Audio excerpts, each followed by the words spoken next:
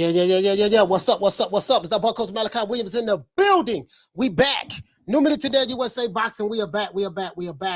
Having some technical difficulties with my camera, y'all. So I gotta rock out with the webcam today. It ain't gonna stop, man. You know, it ain't nothing but a raindrop to a river. But it is what it is, man. I got some technical difficulties I'm having with my camera today. For some reason, I cannot get my display to I have it in it's displaying the actual media on the screen, and it just did that, and I didn't have enough time to try to fix it in time before the show. That's why I was late. I was trying to fix it, but it just wasn't working. You know what I mean? But let's give everybody that's here a round of applause. Let's give everybody a round of applause.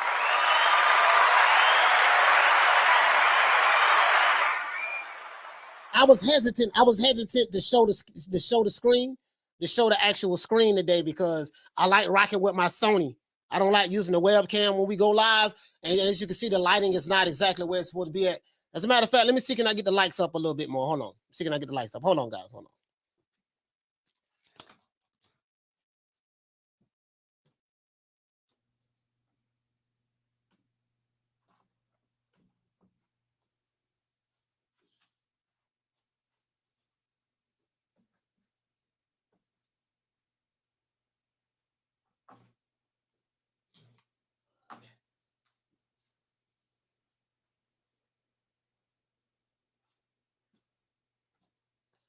Yeah, I think we got it. We'll see. We'll see what time it is. I think we have it right now. It is what it is. We got 84 in the building. Once you come in the door, please hit the like button. We're going to have a damn good show today. I'm going to get right into it since I'm running late. Let's get right into it. That's the best I can do, man. I got the light on up here. That's the best I can do, man. This shit pissing me off, but don't worry about it. We're going to have a good one. I can promise you that. Let's make it do what it do. Since I'm running late, let's get right into the show. Shout out to everybody. I'm not doing any individual names. I'm running late since I'm running late. So shocking. Everybody's already heard, right? Adrien Broner, AB, about billions. The problem, the guys who everybody say, boy, I like AB, boy, he a fool. People like fools, huh? He a fool. Okay. We're going to break that down. Right? He cancels the fight. Cancels the Figueroa fight. I think it was like 6 days out. They supposed to fight Saturday. And he was fighting on the Chitlin Circuit. And he canceled the fight. Right? And he said it was because of mental health. Said he was having mental health issues and yada yada yada. It seems like there's a whole lot of fighters having mental health issues today. You know what I mean? You know, Tyson Fury started it years ago. Then years later, Ryan Garcia. Now AB. You know, mental health, right? Okay, it is what it is, right? I'm not even going to talk about that. You know what I mean? Not even going to talk about that at all. It is what it is, mental health, huh? Adrien Broner pulls out of his upcoming fight with Omar Figueroa. In a recent Instagram post, AB says that mental health issues is the reason. Well, that's what he said. He said mental health is real. He didn't say it is the reason. I'll take that back. He said mental health is real. And he's canceling his upcoming fight. That fight has officially been canceled from what I know of, right?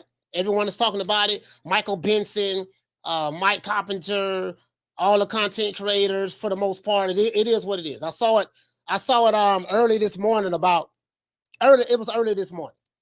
And I said, you know what? I'm going to talk about this today. You know what I mean? AB also made a case for himself for him going into the Hall of Fame by stating that he is a four-time, four-division world champion, right?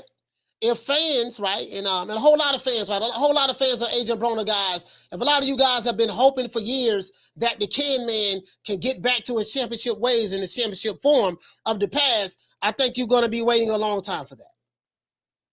Those days are over. The Can Man has been crushed. Thanks to one guy by the name from Argentina by the name of Marcos Maidana. Marcos Maidana was the one who crushed the Can Man. And I'm going to break down to you what I mean by that, right? However, it is not to be that Adrien Broner will be back in championship form. As far as I'm concerned, and I told you guys this before, I said I like AB, man. Y'all know I like him. He's funny. He's a clown. He's a fool. He's this, he that. You know, he's a clown. He's the guy that I like to laugh at when I go to the circus and stuff like that. You laugh at clowns and stuff like that, right? He's a clown. He's a fool. He's entertaining, you know, and everybody likes the circus. Everybody likes to see the clown perform, and he's good at that. He's good at that. I went back and looked at a lot of Adrien Broner fights when he was winning championships. I went back and looked at a lot of fights, and I was studying his style, like stylistically. What was he doing then when he was winning championships, and then what was he doing after, and then what was he doing after Maidana? And you'll be surprised what I came up with. You'll be surprised what I came up with. And it was always there the whole time. But you'll be surprised what I came up with. Today's gonna be a good show. Since I'm running late, I'm gonna make sure I hit all the points. However, as I said before, it is not to be. Now, many fans are wondering, should Adrien Broner just call it quits and hang it up? I am of the opinion that he should hang that motherfucker up. There's no need of coming back. When you come back, you half-heartedly fight. When you come back, you lose the guys. You get gifts to guys who you lose to, like Santiago. You lost to the guy Santiago last year. I think that's his name, Obama Santiago, and they gave you a gift. They gave you that. You know, whatever was there when he was the can man, that's gone. I'm a fan of Adrien Broner, but I have to be honest. I can't cap for him. That's gone, right? That's gone. Tyson Fury, Ryan Garcia, Danny Garcia, and now Adrien Broner have all said that they are suffering from mental health. Multi-millionaires suffering from mental health. Okay. The question I have for you guys is this: I know a lot of poor broke people is not suffering from mental health, but that's okay. At this point in time in Adrien Broner's career, should he retire? He hasn't been the same since Marcos Maidana. Since that Marcos Maidana beat down, I think that was in 2013. He has not been the same.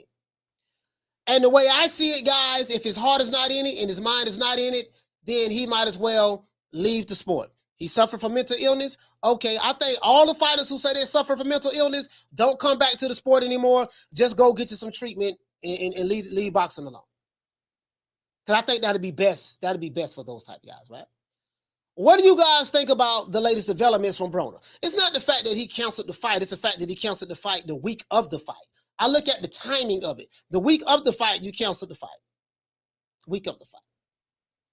I guess it kicked in real strong at that time. That's it kicked in real strong at that time, right? Let's get into the show, man. Let's get into the show. Let me see. Hold on, guys. Let me make sure I got everything right over here. Make sure I have that up. Hold on. Sorry about that, guys. I'm trying to make sure everything is everything over here, man. I'm trying to make sure everything is everything over here. Hold on. Just looking.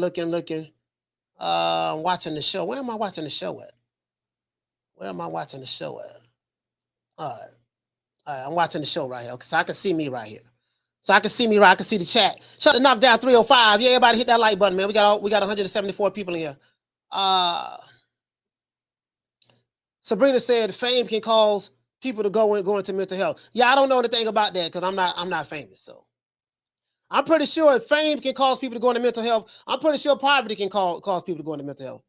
There's a whole lot of motherfuckers I know that was broke, especially me. I came up and shit, you know, especially how I came up, boy. And a lot of people like me, you know, and you get what I'm saying? So just imagine how many people going through mental health who suffering from poverty. So Rando, he said the diagnosis said AB was insane in the membrane. Okay. Isaac Ramirez, what's going on, fam? As a matter of fact, let me blow this up. Sorry for the webcam, guys. You know, this is not my, you know what I mean? I started out with a webcam when I first started my channel, but I don't moved up. You know what I mean? It's just I'm having technical difficulties with my camera, so I don't know why. It's really pissing me off. But that's okay. Shout out to Big Hawk from Maryland. But anyways, I can't do any shout outs because I'm running late on the show. So let's get into the show.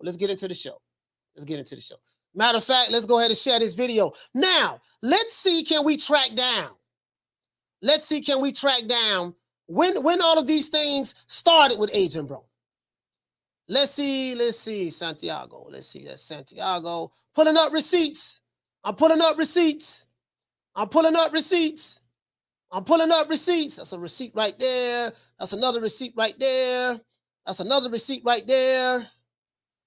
That's another receipt. Let's see, that's another receipt right there. And I might as well slide this one on down right here. All right, cool. Let's get into the receipts. Let's make it do what it do. If you're new to the channel, please subscribe with the like button. Let's go ahead and do this right quick, man. Now, this is AB. This is last year when he fought. He's coming off the Santiago fight. Now, you guys know I got a lot of love for AB. He's a fool. I like laughing at the fool. He is a fool. We be clowning. You know what I mean? You know, he's good for entertainment. He's that. I will give him that. However, this is the post-fight conference of this fight he had last year. Let me go ahead and refresh this so we can see it, so I can make it come up on my phone. I don't know exactly where it was at. If you saw this fight last year, last January, you see how dejected he looks right here? That's how he was looking last year. Let me see. I was so mad. Hey. Welcome, Adrien. Congratulations. As a matter of fact, an impressive performance tonight. Hold on. Return of the form. Hold on. Wait a minute. Damn, this Showtime. I don't know. I'm tripping. Anyways, that's him on Showtime. I can't show that. But that's him on Showtime. But let's see, can we play it though? I do not own the rights to this materials, but educational purposes only. Former 4-division champion after a 2-year layoff. Can you just give us some opening comments about how it felt to get back in the ring and shake off the ring rust? You know, lately, if y'all been following me, you know, I've been fighting a lot of cases lately, so it felt different to fight a person. So this is Adrien Broner after the Santiago fight, after his fight he had last year in January, Santiago, right? And of course, I rooted for AB, but when the fight was over with, I came away with the conclusion that Giovanni Santiago, he won that fight. And I can't allow, because I rooted for AB, to deny what I saw with my own eyes. He lost the fight. The judges gave him a gift, in my opinion. I'm not mad at him, but the judge gave him a gift. Shout out to Myron. He said, to be honest, though, Mike Tyson suffered from manic depression his entire career. This is more normal than we think. Shout out to Myron. Hey, okay. Dropping that quarter of a bam, dub on your boy. Hey, Leroy. Super chat received. Playtime's over, boy. Yes, sir. So, you know, so I want to trace back to where all this stuff probably, what happened. Down from the bar, there's a platform stage. People pimping, sharp as razor blades. This guy say, yeah, I'm not even going to entertain this guy today. I'm not going to entertain you today, not today. Shit. Anyways, yeah. For all you guys, mental health is real. I know mental health is real. No one ever said that. That'll be the last time I address you. I don't get these guys. I really don't. These guys are slow as fuck. I don't even know why they come over here. Anyways, let's continue. So it was cool, you know, and the judgment was on my side this time. So he said the judgment was on his side this time as it relates to that fight. Let's continue. I got some more receipts. You know me. I got the receipts. I want to go back. We want to go back in the time. We're going to go back in the time. Let's go where all this stuff might have started from. With AB, right? Because AB has always been AB, about billions. He's always been about billions. My brother AB, Cincinnati, Ohio. Cincinnati, Ohio's finest. 8B. Yes, sir. Let's see what we got. Now let's see what we got right here. Oh, let me see what's up. I want to pull up all the receipts. That's what I want to do. 350. Let's go to 350.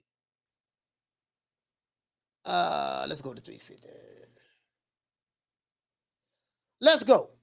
Now, this is Adrien Broner, as you can see right here, guys. I want to show you guys this receipt right here.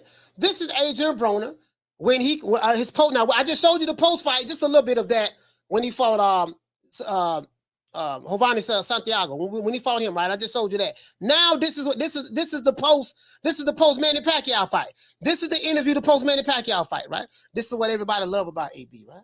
See. In my fight, so. Thank you so much for all your support. Also, the Showtime pay-per-view. Manny, thank you. Thank you. Look forward to seeing you next time. Adrien, Yeah, bring your motherfucking ass over here. I got a lot to say.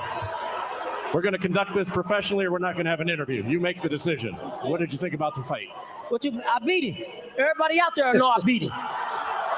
Everybody out there know I beat him. I controlled the fight. He was missing. I hit him clean more times. I beat him. You averaged 8 punches. Less than 8 punches was the most punches that you had. So, you know, he was very animated. He was very animated after the Manny Pacquiao fight. I'm pretty sure you guys remember that. Very animated. He was animated about him beating Manny Pacquiao. That's fine. I'm not analyzing that. I'm showing a pattern here. I'm showing a pattern. Let's go. In the round, and it seemed as though you couldn't get It close enough. It already sounded like you was against me. So I already ain't got a fair shake talking you. But let me talk something. Let me let y'all know. I want to thank the whole hood who came out here. I love y'all. I did this for the hood. Y'all know I beat that boy. Y'all know I beat that boy. What they trying to do is they trying to get that money again with Pacquiao and Floyd. But it's cool. I ain't worrying about it. I'm still that nigga, man. I'm on top. Cincinnati, stand up. West Side. Okay, West Side, Cincinnati, stand up. West Side, throwing up the W. Yeah, man. Shout out to Bless. Shout out to my sister Bless. Salute to my sister Bless 365. You're 3-3-1 in your last 7 fights. What will you do next? Hey, I'm 3-3-1 in my last 7, but I'll be 7-0 against you. Well, that wouldn't mean much. That's the end of this interview. True. He said you 3-3-1 in your last 7 fights.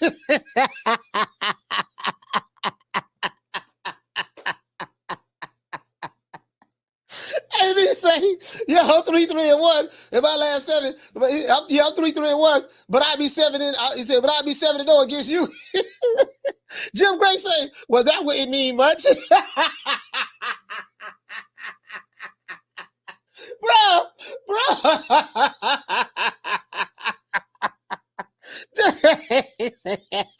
Jim Gray say, well, that wouldn't mean much.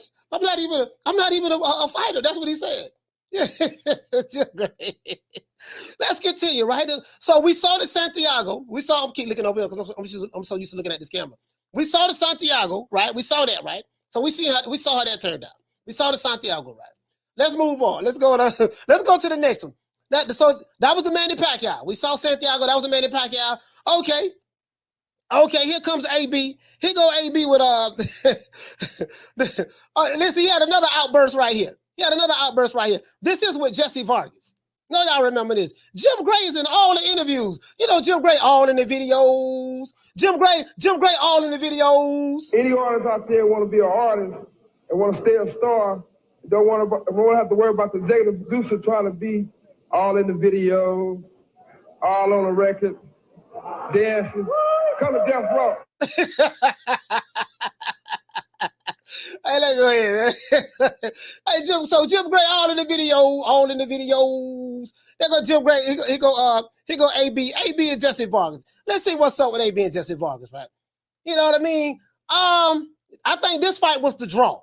This was the draw fight. This was the draw fight right here. This fight was the draw. AB, tell them how you feel, AB. Man, let me see the mic. Fuck all that. Man, let me see the mic. Hey. Hold on. I beat your ass. Look at his face. It looked like I beat him what they beat Martin Luther King with, man. You know what? I'm gonna be honest. I'm an honest man. We went at it for 12 rounds. That's what we ain't go at it. That's game. We can do it again. We're going at it. It's game. I beat your ass. Do it again. I beat your ass like you stole something. I beat your ass like you got suspended from school. I beat your ass like you stole my ball, nigga. We gonna get some more if you want. Huh? You heard me. You bruised up? I'm ready to fight right now, fool. Come on, man. Your face cut up. You need. A lot of people saw this fight. Some people said that Jesse Vargas won the fight. Some people said that Adrien Broner won the fight, right? But I'm showing the pattern. I want to show you something. I'm showing the pattern. Let's go. Peroxide. You need peroxide of alcohol. You need to settle down. You need peroxide of alcohol. Boy, your face on 6'9" right now. You a blood. All right. I wish you could see Sam Watson in the ring. When you see Sam Watson, he has an embarrassing, like he has a disgusted look on his face. Like he's so embarrassed. When you see Sam Watson, dog, when he in the ring and standing behind Adrien Broner, bro, like, let me show you this here. Sam Watson, he has a look on his face. And then Jim Gray has a look on his face like, man, this dude finna come up and start acting ignorant. You know what I mean? Look how Jim Gray, look at that AB. Look at Jim.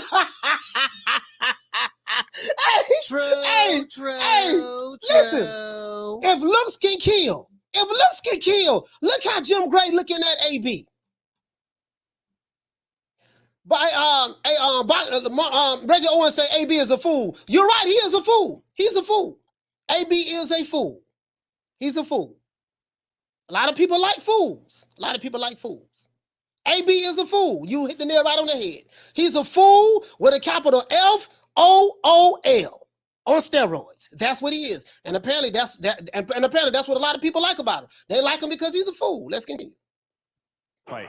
I thought I won the fight, but at the end of the day, But look at that look. Look at Jim Gray. Goddamn Jim Gray, boy. Oh, you know what, man? I like this look so much. I'm gonna take a screenshot of this. As a matter of fact, what am I doing? Sorry about that, guys. What the hell? What did I just do? Sorry about that, guys. Hold on. I'm tripping. I'm tripping hard. Anyway, that's it right there. Let me go ahead and take a picture. Let me go ahead and screenshot this here. This is hilarious. This is hilarious. This is hilarious. Let me go ahead and screenshot that. This is my first time noticing that. If looks can kill, what is he saying? Look at this goddamn fool. Hey, Sam, where's Sam at? And they know. Look at you. Hey, Reds, look at Jim Gray. Look at that. Hey, Jim Gray look like he want to put them paws on. Hey, Jim Gray looking like he want to put them paws on AB. Look at the look on his face. Oh, man. What's Sam Watson at? Sam, like, oh, my Lord. Look at that. Like, he got a look on his face like, I'm really embarrassed for you. Looking like, you know, AB a fool, boy. He a fool. AB a fool. Hey, look at that. Look at that. Oh, man. Look at Sam right there.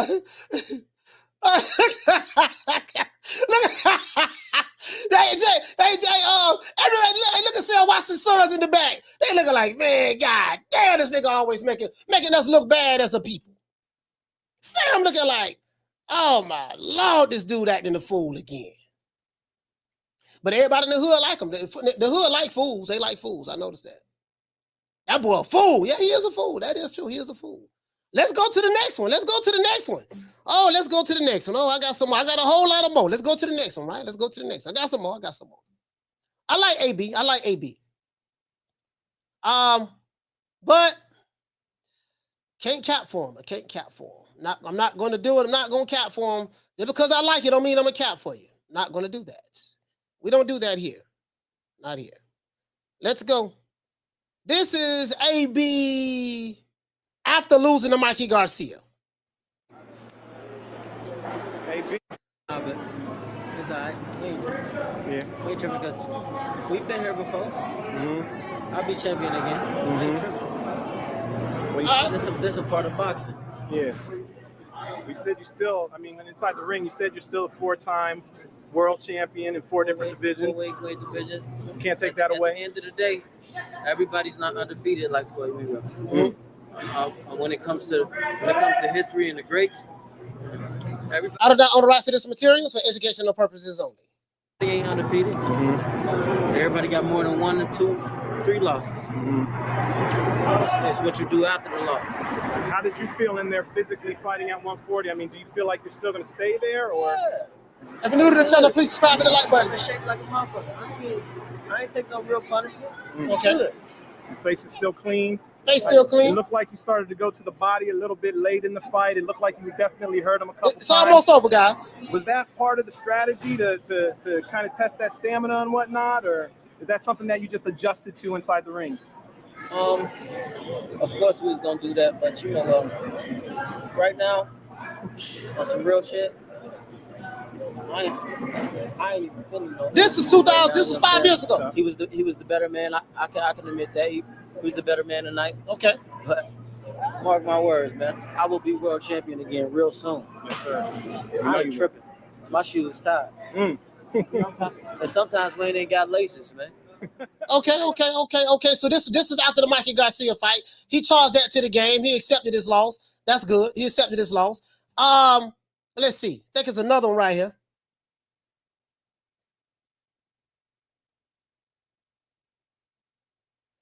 Now, this is the press conference before Mikey Garcia. I lost $300 on this fight fucking with AB. Lost $300. I lost $300 on this fight messing with AB. This is the truth. Hold on, let's continue. Let's continue. Hold on. Let me I gotta refresh the screen. I lost 500 betting on AB against Maidana. And I lost 300 betting on him against Mikey Garcia. And you see, hold on. I'm gonna show y'all who you see right here. Now you got Booger Ray right there. Booger Ray. Now watch how I do not own the rights to this materials for educational purposes only. You know what? Now look, watch how Booger Ray looking. And you got Jamal Charlo next to you're gonna have Jamal Charlo next to AB. Check this out. Look, watch how Booger Ray looking though. Hold on. Now y'all watch out. Listen, now you know Booger Ray ain't get along. Him and AB ain't get along with each other. You know that, right? AB did not like Booger Ray and vice versa. Shut that soft ass shit up. And the best man to win. That's some soft ass shit. Shut that soft ass shit up. All that soft talking. I know you can do it, man. You got to. Man, shut that soft ass shit up. Now, you know he ain't like Booger Ray, right? But let's continue, though. Let's continue. I do not own the rights to this materials for educational purposes only. Let's go.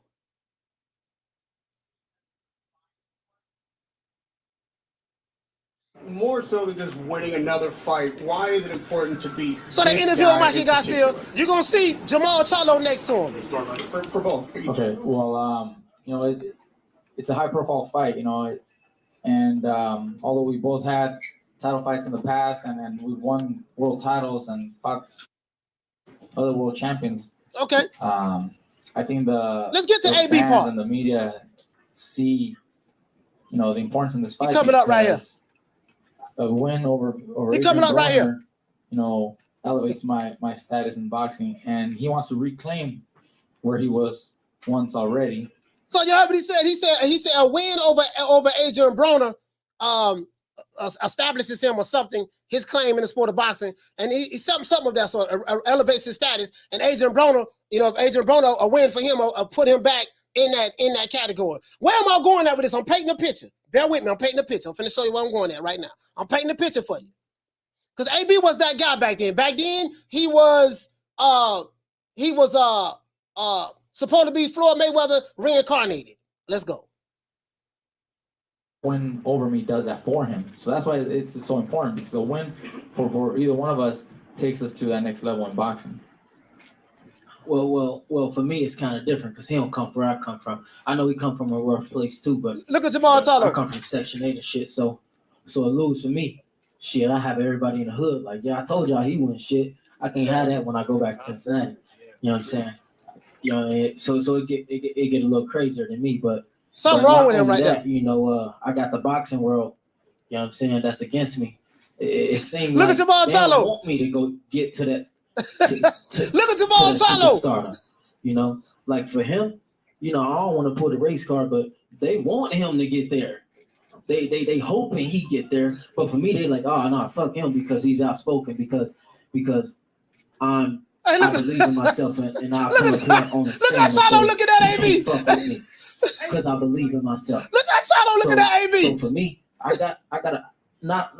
ain't gotta prove it to y'all because it's like he tweaking on something. Assholes, everybody got one. Look like he tweaking to myself.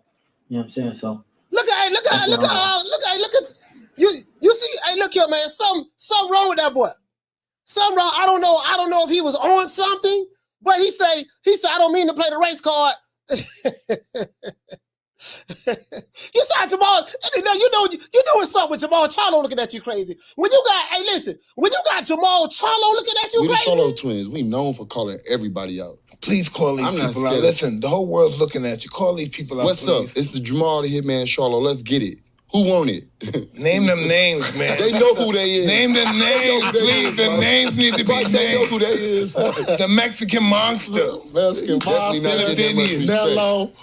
If you see the way he was tweaking, you know, I used to sell, you know, in the 80s, we sold crack in the hood. You know, you see the way he was tweaking, the way he was like, you know what I mean? Like, bro, like something was wrong with him. And Reggie Owens said it best. Boy, AB a fool. How every time somebody talk about AB, guess what they talk about? They talk about AB being a fool. They don't talk about him being intelligent.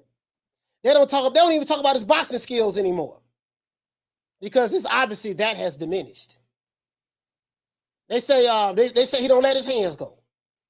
They say he a fool and he don't let his hands go. Those are the two things they say about AB. Number one, they say he's a fool, and number two, he don't let his hands go. That's it. True. But let's go. I'm not finished. Got a couple of more. Let me see what this is. This is another receipt. Yeah. All right. Let's see what we got.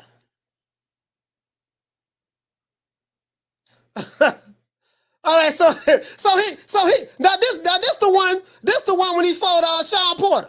Got this receipt right here too. This after the Sean Porter fight. I'm building the case, guys. I'm building the case. Yes, I am. Just bear with the old boy for a moment. I know what I'm doing. Trust me. We almost through. Let's see. That's 230. All right, that's 229. It's going up here to 229.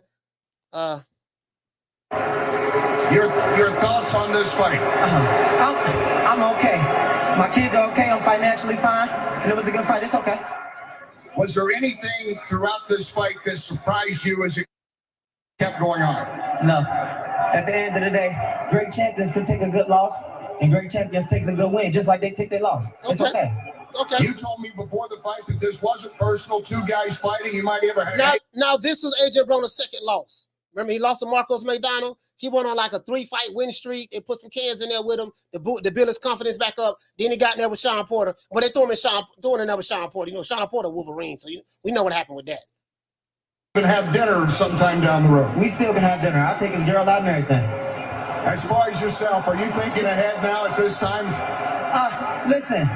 I still will fight anybody. It don't matter, man. I am a real animal. Yeah. I'm a real animal. I came to fight today. I didn't get the decision. But I'm okay. At the end of the day, everybody in here will take an autograph and take my picture. All right. Thank you very much, Adrien.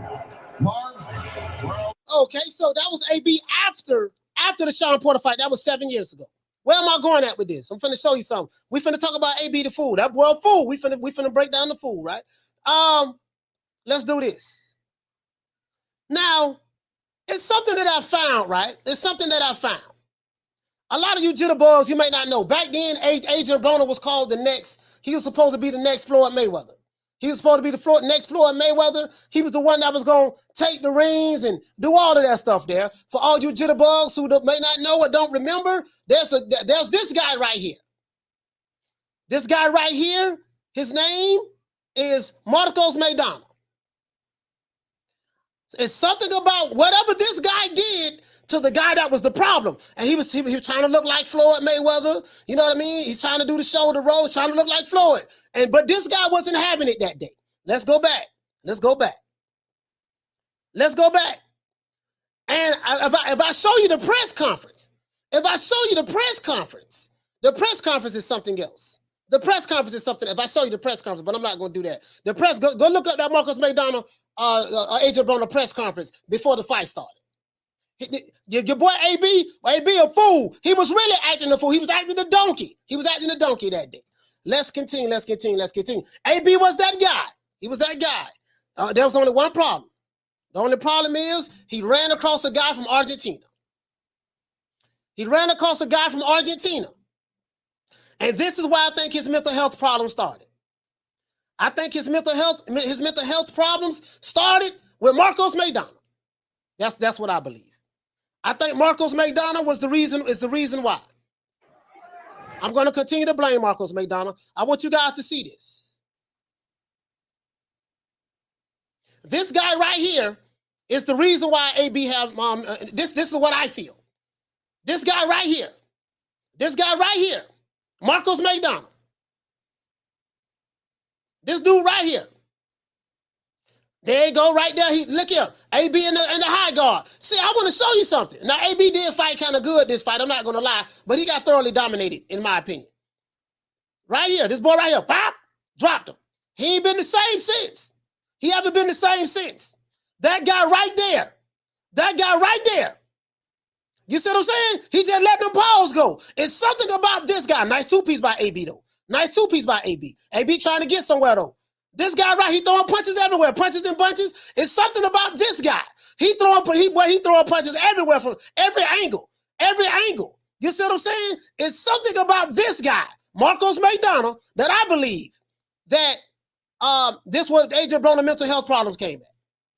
This is what I believe. Y'all go back and watch this fight. Go back and watch. I've seen this fight 3 times. I lost $500 on it. I lost $500 in this fight. I've seen this fight 3 times. I hate. Imagine I'm looking at the highlights right now. Now, this is when AB was that guy who everybody was dancing with and bopping with, who everybody pretty much loves, right? This when AB was that guy. Floyd saying Adrien Broner is amazing. You know what I mean? Dancing. There you go. There you go. That AB right there. Oh, hey, look at that coming to the ring with rappers. You see him? Decaying man. Anybody can get it. That's the AB that everybody talk about. You see him? You see AB flashy. You know what I mean? You see him flashy. That's the AB right there everybody was talking about, right? That AB. That's the AB right there, right? Decaying man. Decaying man. That's the one everybody remember, right? I'm going to tell you something that you notice, though. If you watch AB, when he fought these guys, he always fought the same way. I thought he was a lot better than I thought he was, right? But I'm going to tell you something. AB never really was the type of guy to let his hands go to a whole lot of degree. He'll play with his food. You know, he'll get in the shell. You know what I mean? And these guys who he was fighting, to be honest with you, they was really overly matched against AB. I'm just being honest with you. And I like AB. I like AB. I like AB a lot. Not going to lie to you. But I had to go back and look at everything. When I went back and looked at everything, I'm trying to figure out what happened, what went wrong. What went wrong? AB stepping to him. He know he ain't got nobody. He know he ain't got nothing. He know he ain't got nobody. See, this the AB I remember. This the AB I remember. I think my favorite win against AB is when he fought Paulie. You see what I'm saying? This when he say anybody can get it. Decaying man. Decaying man. Now, one thing I will say about AB fights everybody. AB fights everybody. Facts. Paulie Margellani, remember that there? AB coming to the French Montana breaking it to the ring. French Montana breaking it to the ring.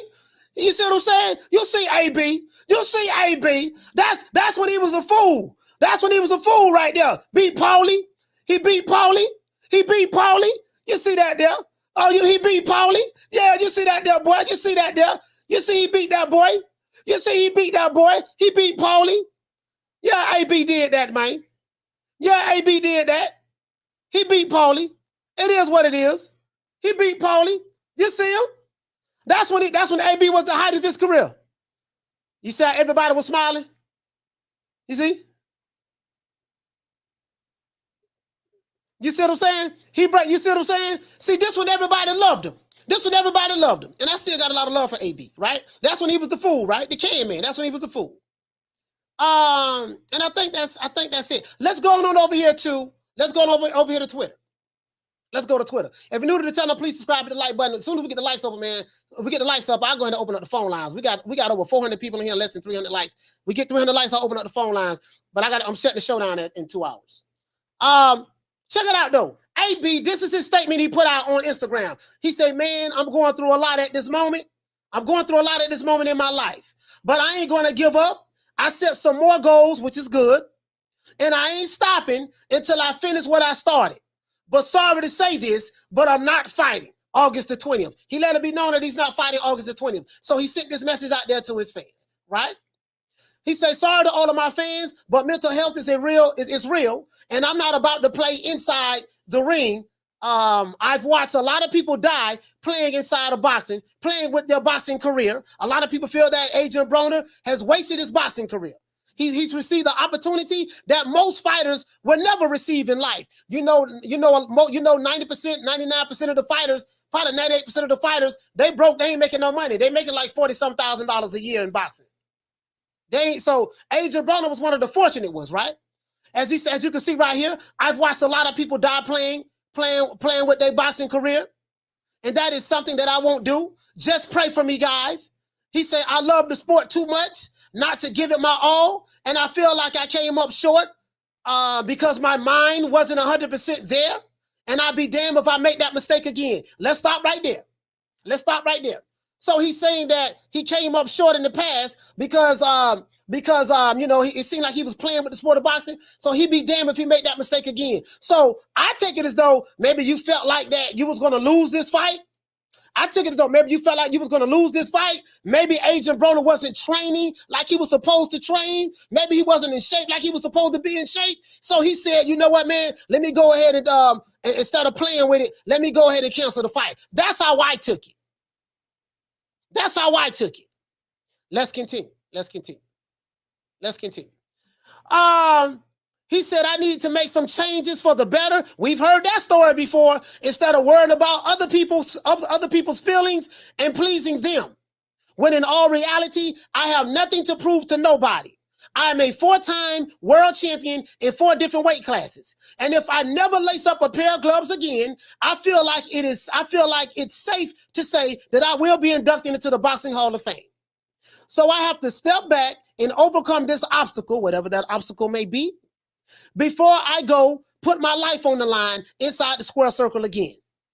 I know that I am far from being finished, far from being finished with the sport. See y'all soon. I'm going to be honest with you guys. By AB canceling this fight, he's done. Adrien Broner, the Can Man, this all the Adrien Broner fans out there, including myself, he's done. Adrien Broner gets benefit after doubt, after benefit after doubt, after benefit after doubt, after benefit after doubt, after benefit after doubt. Adrien Broner gets, you know, everybody feels sorry for AB. Oh, I feel sorry for AB. Oh, AB, y'all being too hard on AB. Y'all being too rough on AB. This man is a grown-ass man, 34 years old. If it was any other fighter that you didn't like, you will not be giving him benefit after doubt, after benefit after doubt, after benefit after doubt. But when it's a fighter that you like, you give him all the benefit of the doubt. And this is the problem. See, you argue both sides of the coin. Can't beat you. You want to be heads and tails. But it's only one coin. Let me close this door. Sorry about that. Let me close this door. Let me close this door, guys.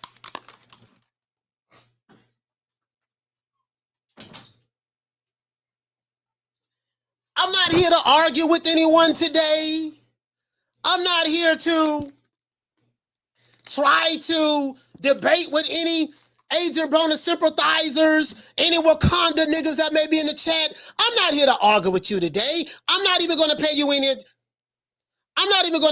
attention. I'm not. I'm just not. I feel the way I feel is subjective to me.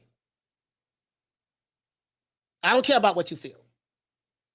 If you feel a certain way, fine. Don't try to convince me of your feelings. I do not care about what you feel. Just letting you know. But it's the same shit. I've heard this story before. Now he pulled out of a fight. Now let's see what Omar Figueroa has to say. Let's see what Omar Figueroa has to say. I'm pretty sure Omar got something to say about this, right? Let's see what Omar Figueroa has to say. Let's see, can I blow this up? You guys can't see it. It's not blowing up. All right, you guys can't see it. Let me see something. I read it to you. You guys can't see it, but I read it to you. Omar Figueroa says, and since you can't see it, it's too small, I'll just go ahead and read it right here. Omar Figueroa says this. As we all, and now this is Omar Figueroa's certified Twitter account. Omar Figueroa says this. He says, we all know my fight against that motherfucker, Adrien Broner, is now off. Now, I don't mind because this is something that we expected. So we had plans in motion to mitigate most of the aftermath. What really passes me, I guess he's trying to say what really pisses me off. What really pisses me off is that now this MF wants to use mental health as an effing excuse. Let's stop right there. Let's stop right there. I forgot, I had a super chat that's up here I didn't get. So let me see, can I find that super chat? Somebody sent me a super chat up here a long time ago. There we go. Shout out to Boxing Nerd. Shout out to Boxing Nerd. Sorry about that, fam. Shout out to Boxing Nerd for dropping that quarter of a bam dub on your boy. Hey, Leroy. Super chat received. Playtime's over, boy. You say afternoon, coach. Sergio Lipinets is stepping in for Broner. Y'all already know that. Sergio lost the boots last year. How do you think he fared against Omar? I have no idea, fam. Down from the bar, there's a platform stage. People pimping, sharp as razor blades. I have no way of knowing any of that because I don't know how is he going to bounce back from the loss. He suffered a devastating loss to Boots, and Omar Figueroa, we know he ain't been looking good. So I don't know, man. It's a 50-50 fight, for all I'm concerned. Let's get to the super chats. Shout out to Sabrina Lee for dropping that quarter of a bam dub on your boy. Hey, Leroy. Super chat received. Playtime's over, boy. Shout out to Sabrina. She said no lies detected, coach. She said I greatly concur with the findings. Yeah, it is what it is. It is what it is at this point. Like same old shit. Shout out to it is what it is. Down from the bar, there's a platform stage. People pimping, sharp as razor blades. Shout out to Jugs for dropping that $2 bam super chat on your boy. Hey, Leroy. Super chat received. Playtime's over, boy. Jugs say, coach, give Broner that talk. Shut that soft ass shit up. And the best man Shut to that win. soft. That's some soft ass shit. Shut that soft ass shit up. All that soft talking. I know you can do it, man. You got to. Man, shut that soft ass shit up. Let's continue. So Omar Figueroa says that what he don't like about what Adrien Broner is doing, Omar Figueroa said that Adrien Broner is using mental health as an excuse. Omar Figueroa says that mental health is something that's not to be played with, and he feel like that Adrien Broner is using it as an excuse to get out of this fight. Why? Because Adrien Broner wasn't ready. Adrien Broner wasn't, the sources say, Adrien Broner hasn't been training, he hasn't been able to make the weight, and he hasn't been doing what he was supposed to do in order to get prepared for this fight. So Omar Figueroa knows something that we don't know. He knows something that me and you don't know. He's more closer to the situation, right? Let's continue. Let's see. Shout out to Gino. Dropping that half for bam, dub on your boy. Hey, Leroy. Super chat received. Playtime's over, boy. Gino said, he said, wasn't AB just trying to promote a fight with Floyd a few days ago? Yeah, he said he'll pull out of the fight. He said he'll pull out of the fight if he can get that fight with Floyd. He'll pull out of this fight. I got the article when he said, yeah. But anyways, you say he capping, what you say, he a capping mofo, wasn't training is why he dropped out. Yeah. That's what it was. Wasn't training, wasn't disciplined, being the fool, wasn't doing what he's supposed to do. And that's just what it is, fam. That's just what it is. He said, love the show, coach. Keep up the great content. I know it's not going to make the Wakanda niggas happy, but I don't give a damn about the Wakanda. Down from the bar, there's a platform stage. People pimping, sharp as razor blades.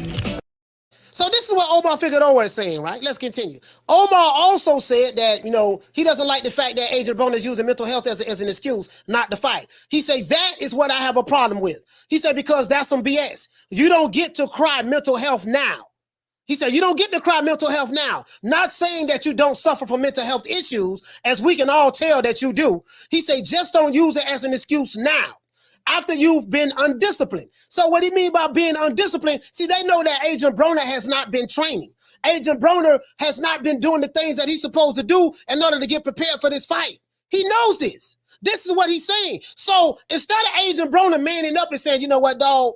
Yeah, man, I ain't really been training, dog, for this fight, man. I ain't been sparring. I ain't really been doing much of nothing, dog. And I'm just going to have to pull out of the fight. Instead of him saying that, he's using mental health as an excuse. This is what Omar Figueroa is saying. True. Now, and Omar Figueroa also said this, and not taking this fight in training camp seriously. So he said that this is what he said. He said I have a problem with you using mental health as an excuse. He said you don't get a chance to cry mental health now. Not saying that you don't suffer from mental health issues, as we all can tell that you do. Just do not use it as an excuse now, after you've been undisciplined and not taking this fight / training camp seriously. If it's really mental health, please show us the proof that you went and sought professional help. You love to post all of this shit on social media. Why not let us know your mental health recovery? You don't get to, you said you don't get to undermine you don't get to undermine mine and countless others' journey and struggles with mental health just because your undisciplined, childish, dumbass ways. And then he say, F you, Adrien Broner, just when I thought you couldn't stoop any lower. So Omar Figueroa suffers from mental health. Guess what? He's fighting. True. Omar Figueroa suffers from mental health. And it is his opinion that AB is using this as an excuse. That's his opinion, right? That's his opinion. Let's see what the people saying, though. Let's see what the people saying. All right, let's see. Will AB retire? They're doing a poll right there. They're asking, as a matter of fact, they're doing a poll asking, will AB will retire? Why leave? He said, why leave it so late? Okay. This dude here say AB tripping. This dude here say, this Boston Logics. He said, inducting into the Hall of Fame. Okay. 4-division world champ. Okay. Brother needs to retire. Tristan said he needs to retire. This dude say facts. This guy here said, if it's not the right place, good decision. Wish him well. Yep. If Adrien Broner suffers from mental health, I think he needs to get all the help he needs and he just leave. I think any fighter that's suffering from mental health, just leave. Don't leave boxing alone. Just leave, right? Go get you some help. He said, what happened to leaving it all in the ring and it being okay to have a bad or good day? This is the people. This is what the people are saying. He said, good luck, AB. The black community won't take this seriously. See it as another AB joke. The black community won't take it seriously. Okay, there's a whole lot I can say about that, but I ain't gonna keep my mouth closed. He said Broner didn't want the pay cut from Al Heyman. All right, brother, he'll say hope he's good. The tent sure is collapsing on the Showtime circuits. How does Steven Espinosa still have a job? Overall, Showtime has the best fights this year. Okay, that's what he said. That's his opinion. It's so sad to see raw talent struggle so much. I hope he is focused on healing with his family. Oh, I got some more. I'm not finished yet. I got a couple more receipts. You know I do. You know I do. Y'all thought I ain't had no more receipts? You know I got some more receipts. Check this out. Where is that? Hey, where you at? Where you at, AB? Where AB at? Where's AB? Oh, I got it right here. My bad, dog. I got the receipt right here. I'm finna show you something. I remember my brother Reg say, AB a fool. Reg, you hit the nail right on the head now. I'm finna show you something though. Hold on, guys. I'm trying to let's see. Where is that? Did I send it to myself?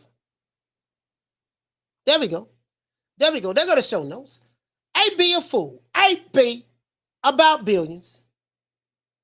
Make this nice and sweet. I'm gonna make this nice and sweet.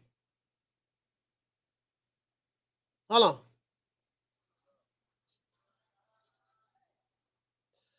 Now, do you guys remember when Adrien Broner was, I can't play that because it's playing copyrighted music. When Adrien Broner was counting money and tearing his money out, flushing it down the toilet?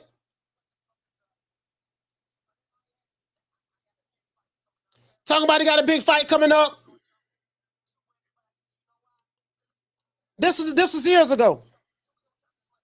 Counting his bread. AB counting his money. AB counting his money.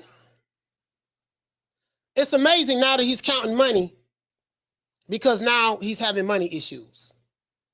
Now he's having money problems. Check this out. AB the fool. AB a fool, boy. He a fool for this one. Let's go. Remember this? Flushing money down the toilet?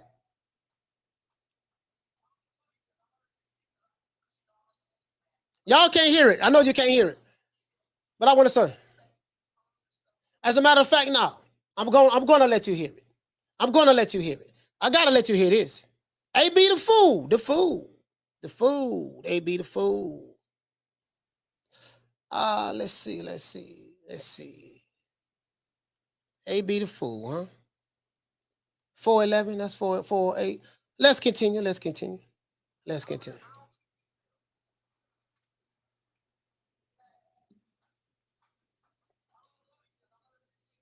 Hold on, guys. I gotta show this. 409.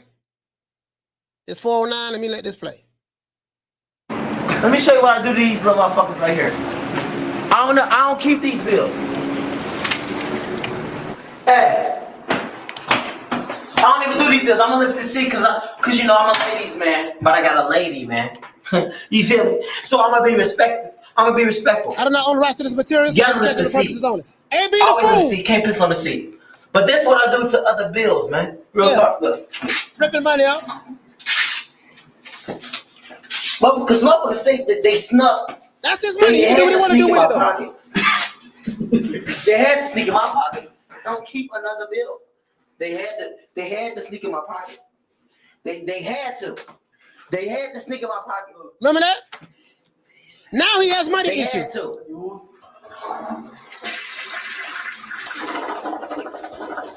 That's the fuck I do. And this is why a lot of people are in agreement that Al Heyman keeps track of Adrien Broner's money.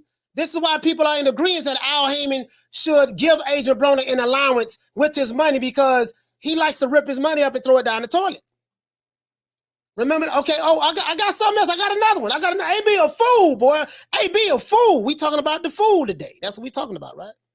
AB the fool. Let's go. Y'all remember this one? Let's go.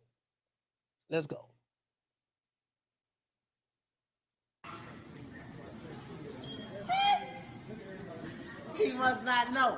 I'm AB. I don't need no change, bruh.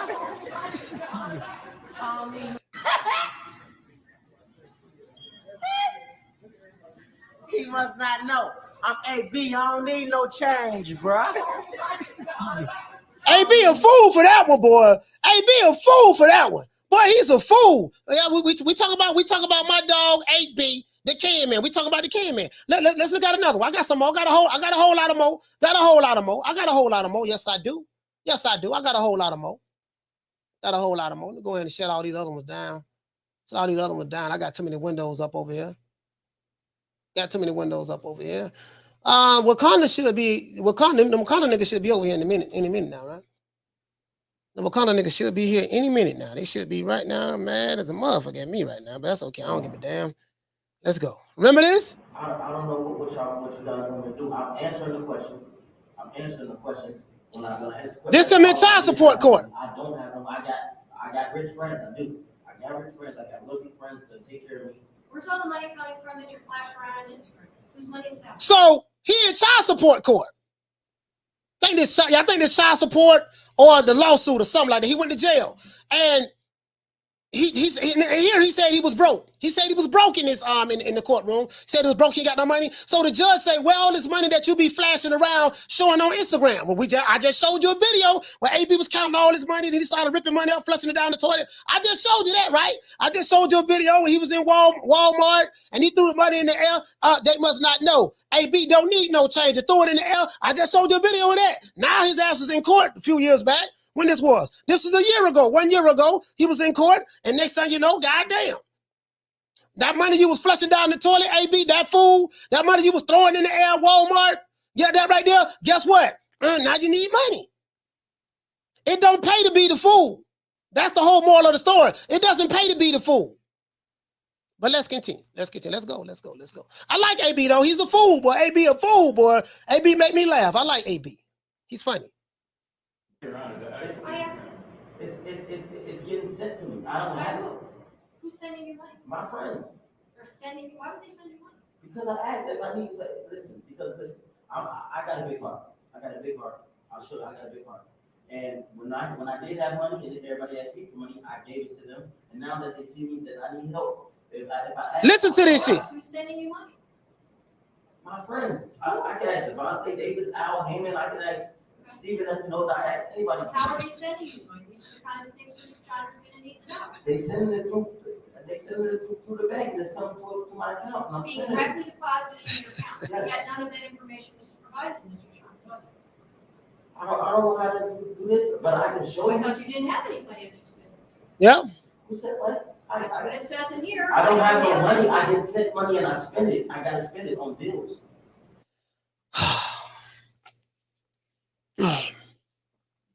I was so embarrassed, dog. When I remember when I saw this in court, when AB was in court, I was so embarrassed for him. AB a fool, boy. He a fool. I was so embarrassed for him. Couldn't even articulate himself. He couldn't even articulate himself. Let's continue. Oh, I see. Okay. I gotta spend it on bills. Well, as I said, I you're don't. not responding. I think you're not helping yourself right now. But what I'm saying is this: how do I do all of this? I don't know how to do Your this. lawyer will help you do it. Huh? Your lawyer will help you do it. I don't know how to do. I don't know how to do it. That's why you have a lawyer. You're going to have to. Okay, what I'm saying is this. Your Honor. This is what I'm saying. If I'm incarcerated, how can I do all of this? I have to go to this. So the judge like this. The judge, they sent AB like 15, about 10 different requests to come to court. AB refused every last one of them. Something of that sort, right? So the judge locked his ass up. And you heard what he said. I ain't got no money. He broke. I got rich friends. They give me money. Stephen Espinosa give me money. Al Heyman give me money. AB a fool, boy. That's the theme of the day. The fool. Does it pay to be the fool? Yeah, everybody laughing and having fun and you entertaining them. But at the end of the day, does it pay to be the fool? Just asking the question. No, but You can sign authorization. I'm sorry, one at a time. I'm sorry. You can sign authorization. You can sign authorization forms. I'm not taking questions from the back. Let's see what the judge say. I answered all of these. I did. I understand you and I'm listening to you, but I'm not changing my mind. Oh, all right. I So you're going to have to work this out with your lawyer. Oh. Right. As soon as you get them answered, I'll release you from county jail. So and not a minute until. So how can you have to work it out with your lawyer. Okay, no, what I'm asking is, let's continue. I gotta say a different answer to the questions. I'm not going to give you legal advice. You have. So AB was supposed to answer some questions as it relates to his financial situation. How are you making money? AB tried to avoid paying. I don't know if it was child support or a lawsuit or something of that sort. He was trying to keep from paying it or paying a lot or whatever the case may be. And he didn't want to answer none of the questions as it relates to, these, you can't lie to these courts. These courts know. They got to access the resources. They can find out exactly how you're making money, what you're doing. They can find out all of that. You can't lie to these people. It's public record. They have a way of finding out the information out. And, they end up locking them up. Now, I'm glad that he did get out, but now he's in a situation where he's in a predatory situation. He's in a situation where now, you know what? He has to depend on someone else to give him allowances of his money. Hopefully, Al Heyman is doing right by Adrien Broner. Hopefully. When you got a fool with money will soon depart. So when you got a fool, AB a fool, but he a fool for that one. When you got a fool, you need somebody that's wise to make sure that the fool don't blow all of his money. Because when I look up Adrien Broner, it says he has a net worth of $8-9 million. That's what it says. So does he still have that? I don't know. But that's what it says. So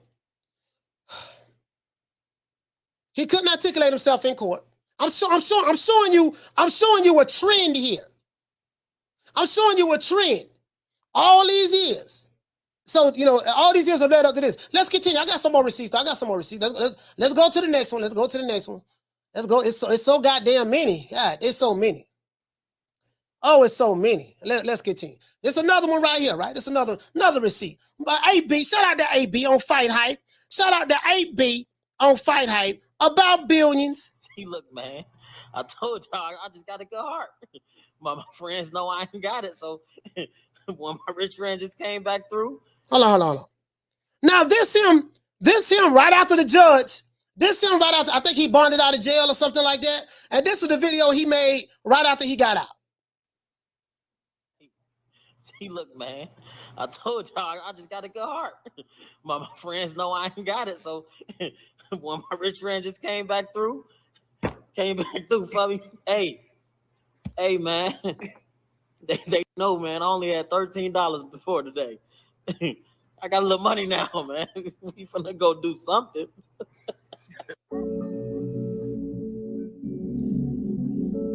So right here, you're looking at, this is what you're looking at. He said, money I spent. January the 20th. Now, this is AB bragging about the amount of money he spent. Well, he wasn't bragging about it, but he took account of it and he realized how foolish it was. This is why Al Heyman is holding Adrien Broner's money. Let me go ahead and get the super chat out the way. Shout out to Jugs. Hey, okay. Dropping that quarter of a bam, dub on your boy. Hey, Leroy.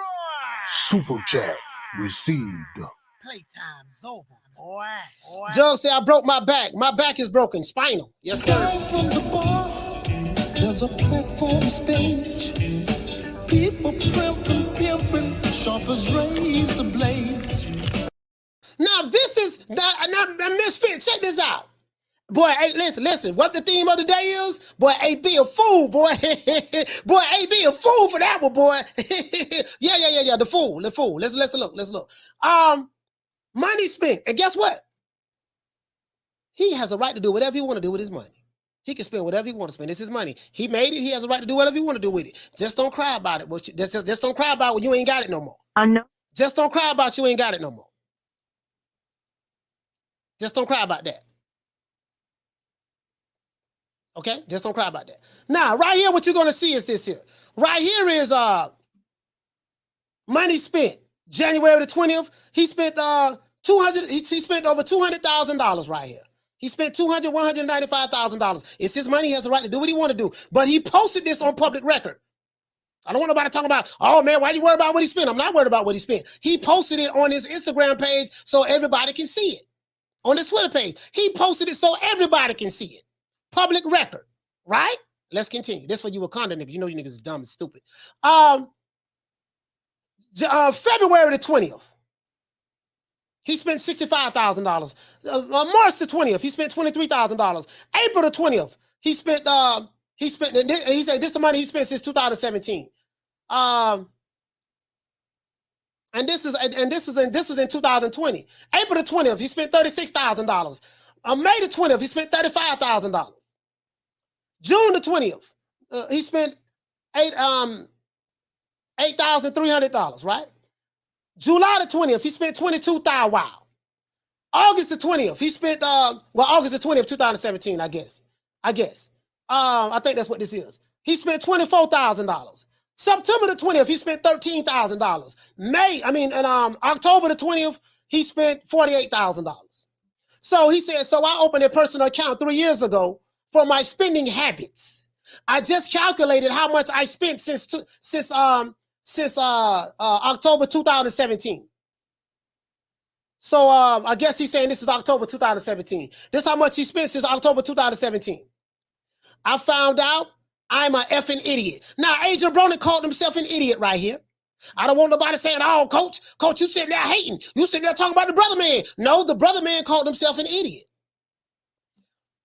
So I opened a personal account 3 years ago for my spending habits. And I just calculated how much money I spent since 1017. And I found out that I am a fucking idiot. So I made myself some goals. And I will be sure to reach every one. Now, this is what he said years ago. He made himself some goals. Now that he's pulled out of this fight with Omar Figueroa, what did he say? I set myself some goals. Mental health is real. I set myself on some goals. He's been saying this. That's what I'm saying. He's been saying this. He's been saying this, right? Boy, that boy AB a fool, boy. Boy, he's a fool. Yeah. They laughing at you, boy. AB, they laughing at you. They ain't laughing with you. They laughing at you. They ain't laughing with you, AB. They laughing at you. I can promise you that.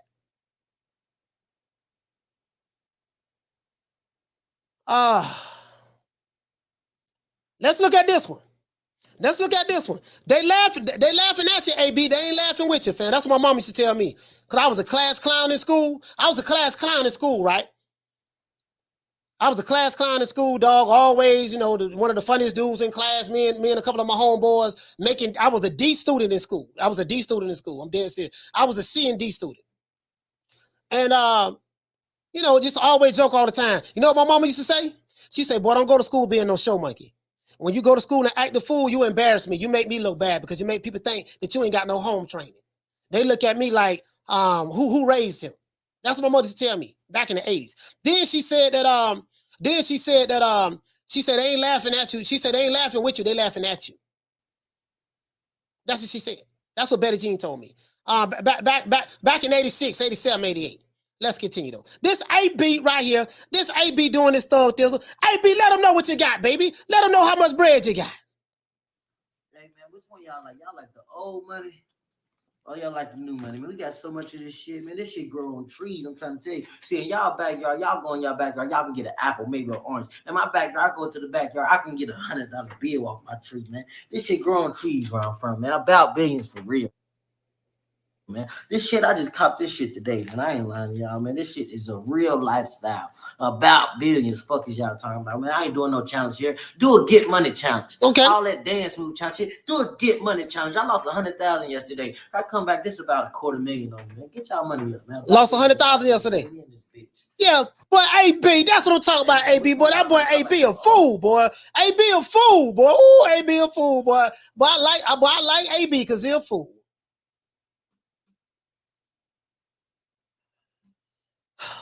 Let's go to the chat, man. Let's go to the chat. How many? What we got? We need 80 likes for me to open up the phone lines. We need 80 likes. 5 o'clock. We go set 5 o'clock. We shutting the live down. We need 80 likes. Shout out to Bless. What you say, sis? You say this is like watching a fall. You say watching the fall of a man who had great potential. Yeah. You get what I'm saying? AB, listen, you get what I'm saying? They not laughing with you, AB. They laughing at you. They're not laughing with you. They laughing at you.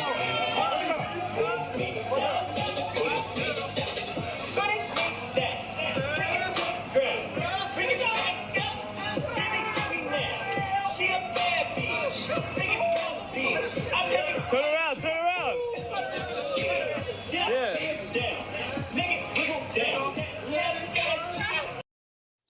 Shout out to Mr. Calderon for dropping that quarter of a bam dub on your boy. Hey, Leroy. Super chat received. Playtime's over, boy. Mr. Calderon, what you say, fam? Mr. Calderon said that he said, "What's up, coach?" He said it's crazy that we talk about AB as though he is 40 years old. I can see the PBC using AB as a stepping stone for Gary Antoine Russell. We'll see. Down from the bar, there's a platform stage. People pimping, sharp as razor blades. So we can't call this is not a Black Lives Matter moment. We don't need to call BLM. We don't need to call Reverend Jesse Jackson or Al Sharpton.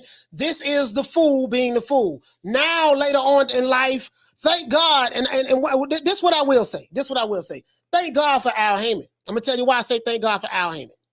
Because we saw a list of all of the money, all of the itemized money that AB was doing with his money, how much spending he was doing, right?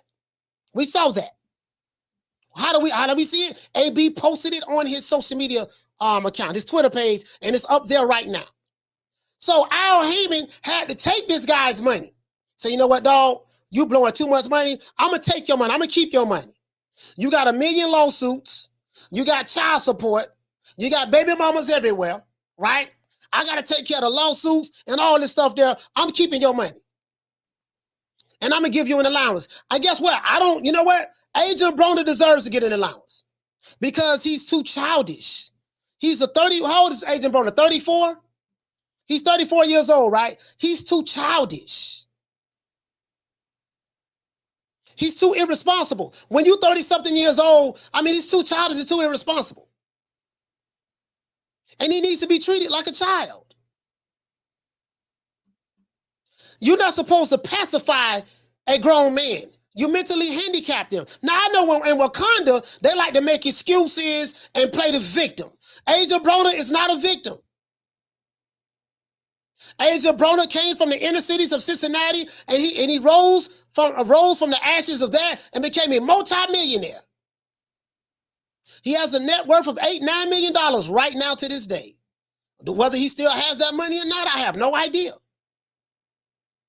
But guess what? We're not going to play victim today. And I kind of believe Omar Figueroa.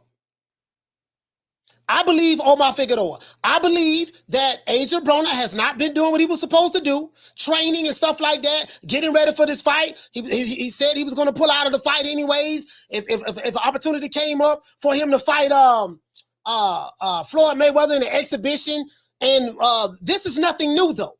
This is the first time he ever pulled out of a fight that I know of, but this is nothing new. People say that Adrien Broner been uninspired. When people talk about Adrien Broner on the internet, it's two things they say about AB. They say, boy, AB a fool, boy. They say, one, he's a fool, and they say, two, man, goddamn, AB good. He just got to let his hands go. Everybody say the same thing. He just got to let his hands go. He just got to let his hands go. He just got to let his hands go. That's why I showed you the video of Marcos Maidana. Marcos Maidana is the reason why he won't let his hands go. If there's anybody that we're going to blame for the demise and downfall of Adrien Broner, we have to blame Marcos Maidana. Matter of fact, we can't blame Marcos Maidana. Let's blame the matchmakers. Let's blame the matchmakers who thought it was a bright idea to match him up with Marcos Maidana. Because ever since then, he has not been able to bounce back. And if you remember anything about the lead up to that fight, Adrien Broner was talking a whole lot of trash. Was getting very racial, you know. I'm gonna make this motherfucker speak Spanish. He act like he don't speak English. I'm gonna make this motherfucker speak English. I'm gonna beat the taco meat out of him. He was saying all kind of stuff that if somebody would have said to a black person, they would have rioted. It would have been burning down cities. There would have been it would have just been a whole lot of stuff. But AB get a pass. So my thing is this here: I like Adrien Broner, but guess what? I got to keep it real with him. If me telling you the truth is cooning, whatever you want to say, if me telling you the truth is cooning, then guess what? So goddamn be it. Care nothing about your insults. Doesn't matter to me. I don't give a damn. I'll be here tomorrow at 3 o'clock doing the same shit. True. See, this what happened. This what happened when you act a fool. This is what happened with fools. So one fighter says mental health is real. Another fighter says that, listen, man, we know mental health is real. I'm dealing with mental health right now, but you're using that as an excuse to back out of this fight because you haven't been training. And I've been hearing that AB ain't been training. He ain't been doing what he's supposed to do to get ready for this fight. That's why that's what I believe. And I know that fact. I've heard that. But I believe that's why he pulled out of the fight. That's what I believe. Anybody want to make excuses? You can. He said, "How come we don't hear it? How come we don't hear the truth on other live streams of boxing channels?" I don't know, man. You got to talk to them, fam.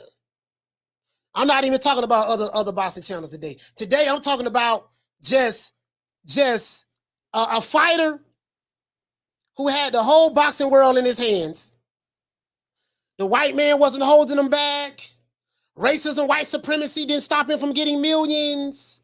Racism, white supremacy didn't stop him from buying Bentleys and traveling in private jets and wearing jewelry and coming to the ring with rappers bouncing up and down. You know, it wasn't none of that. We can't blame any of that. We can't blame racism. We can't blame white supremacy. We can't blame, the system, the systemic racism. We can't blame none of that. True. We can't blame Al Heyman. Sometimes, and this is the problem from suffering from a victimhood mentality. When you suffer from a victimhood mentality, you lack critical thinking skills. That's one. And then two, when you are a professional victim, there's one word that you are allergic to, and it's called accountability. Sometimes, when does a human being have to be accountable and be responsible for their own actions?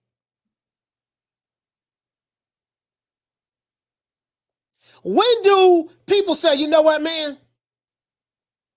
I just got to be honest. I'm not here to play. I'm not here to play today. As you can see, I ain't laughing, none of that. I'm not here to play today. Today is all about accountability. It's all about the fool. I ain't got no sympathy for Adrien Broner. I seen a nigga flushing money down the toilet. Throwing money in the air at Walmart. showed an itemized list of how much money he spent. As a matter of fact, let's do this. Let's do this. Let's do this. Where we at? Let's do this.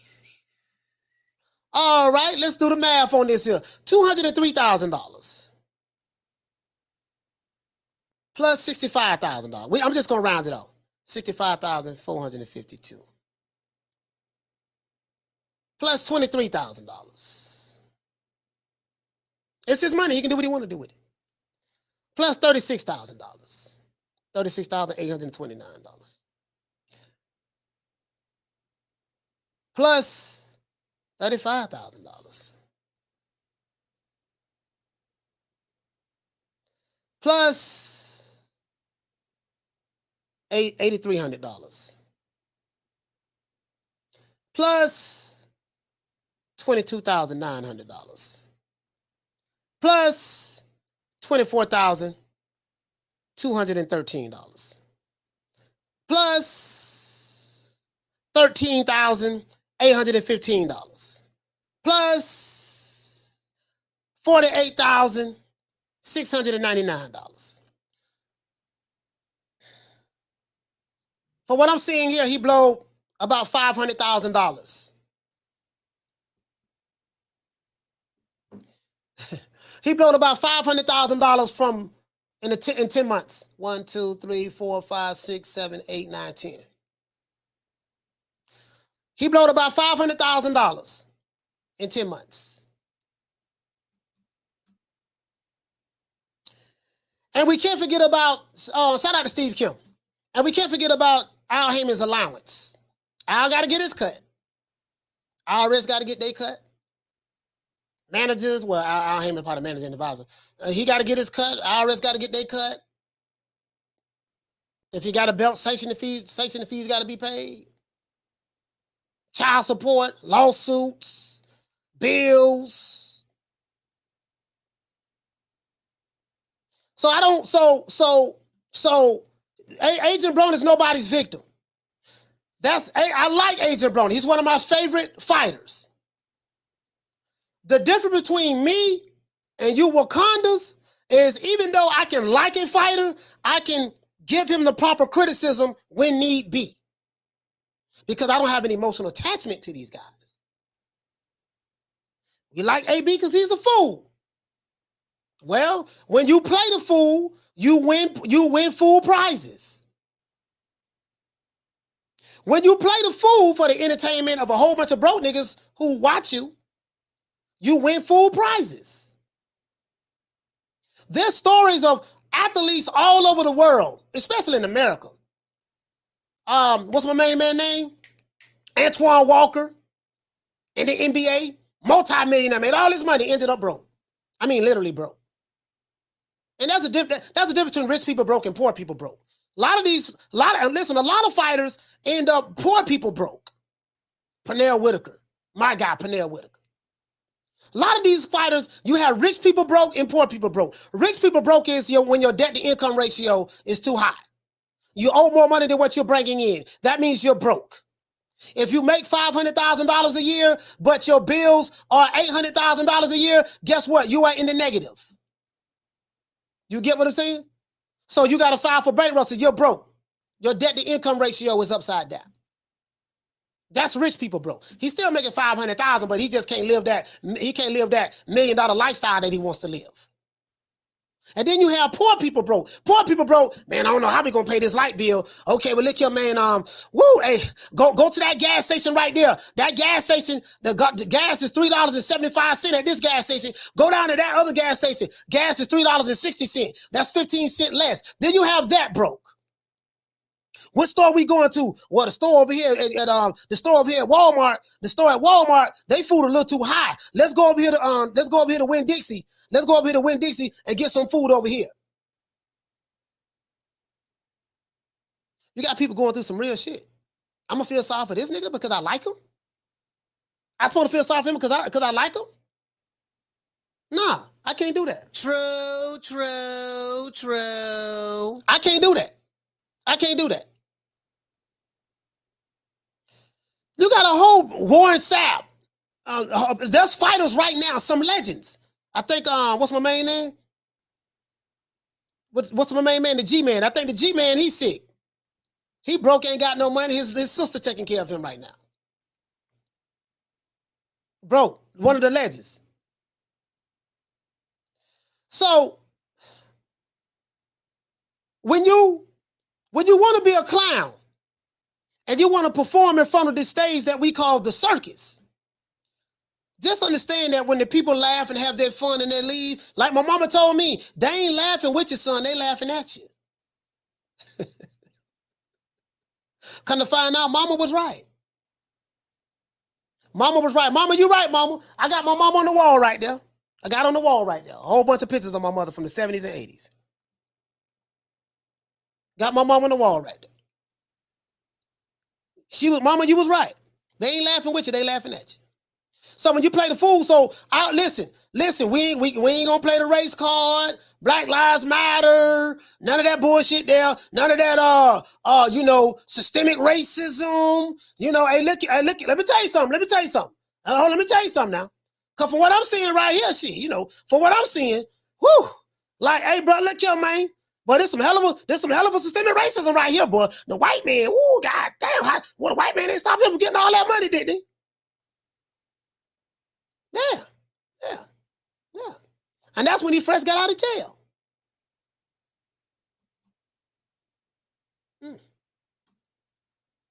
Shout out to my brother Blood. What you say, Retro? He said, hey, bro. He said, what you say? I don't got the gas to make it to your crib unless you go 5 on it when I get there. Yes, sir, bro. True. We got the lights up yet? We need 53 more lights. I'll open up the phone lines. We need 53 more lights. I'll open up the phone lines. Because we shutting it down in 30 minutes. I'm shutting the show down in 30 minutes. We need 53 more lights. I'll open up the phone lines.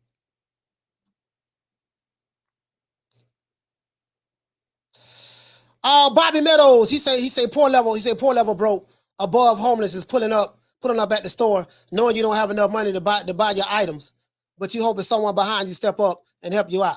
Yeah, I ain't oof.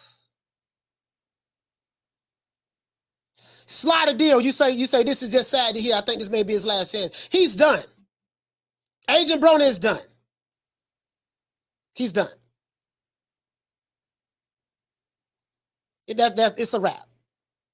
He already went from boxing at Madison Square Garden. I showed you the highlights. He went from boxing at Madison Square Garden, boxing at the Barclays Center, boxing in Vegas, to boxing at the Hard Rock Hotel in Miami, and he pulled out of that fight. He's going backwards. Normally, when you first start out being a boxer, you start out on the Chitlin Circuit, and then you get to the highest of the height, and then you be good, right? So Adrien Broner started out on the Chitlin Circuit, went to Vegas, went to New York, went to all of the top places. Then he went from there back to the Chitlin Circuit. And he's what, 32? How old is Adrien Broner? 32 years old? How old is Adrien Broner? 32 or 34 years old? Let me see. How old is Adrien Broner? He was born 1989. He's 34 years old. Well, 33. Talk about 33 years old. 89, 33 years old. He's 33 years old. He's a 33-year-old grown man. 33 years old. Jaime Rivera, he says, Broner is the king of drama, coach. Hey, man, he can be if he want to. I mean, he ain't doing nothing but hurting himself, to be honest with you. Yeah, AB is done, though. He's done. I don't think another TV network would want to touch him with a 10-foot pole. Remember what I said, guys? What did I say? I said, man, if AB was smart, I say, man, he'll go ahead and sign with Mayweather and fight on what? Fight on Tank Davis's undercard. Remember when I said that? And some people was laughing at me. Oh, man, AB ego ain't going to allow him to fight on no Tank undercard. Coach, you tripping. Guess what? It don't sound like I'm tripping now. True. It don't sound like I'm tripping now, do it? Don't sound like I'm tripping now, do it? That's fighting on Tank Davis's undercard riding that Tank Davis wave to get back into the good graces of the fans. It don't sound so crazy now, do it?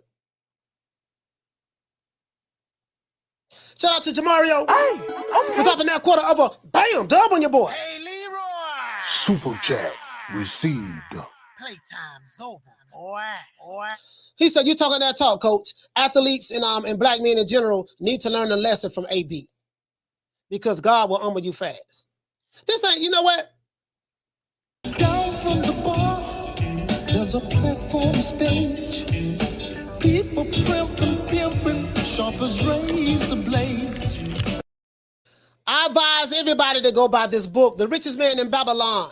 The Richest Man in Babylon. You can learn a lot from reading this book. I read a book a month. Maybe 2, depending on what it is. If it's a 300-page book, I try to pace myself out. I try to read like a book a month. If it's a 300-page, I can read it faster than that, but that's my goal. Get this book. It'll be one of the best investments you can make. And then once you get this book and read it, it's 108 pages long. It's an easy read. Once you get this book and read it, I advise you to put what you learned from this book into practice. I read all kind of stuff, right? Finish reading this here, Persuasion. The Subtle Art of Getting What You Want. Yeah, something else. I got all kind of books, money books, all kind of stuff. You know, I'm a writer, so. But let's continue.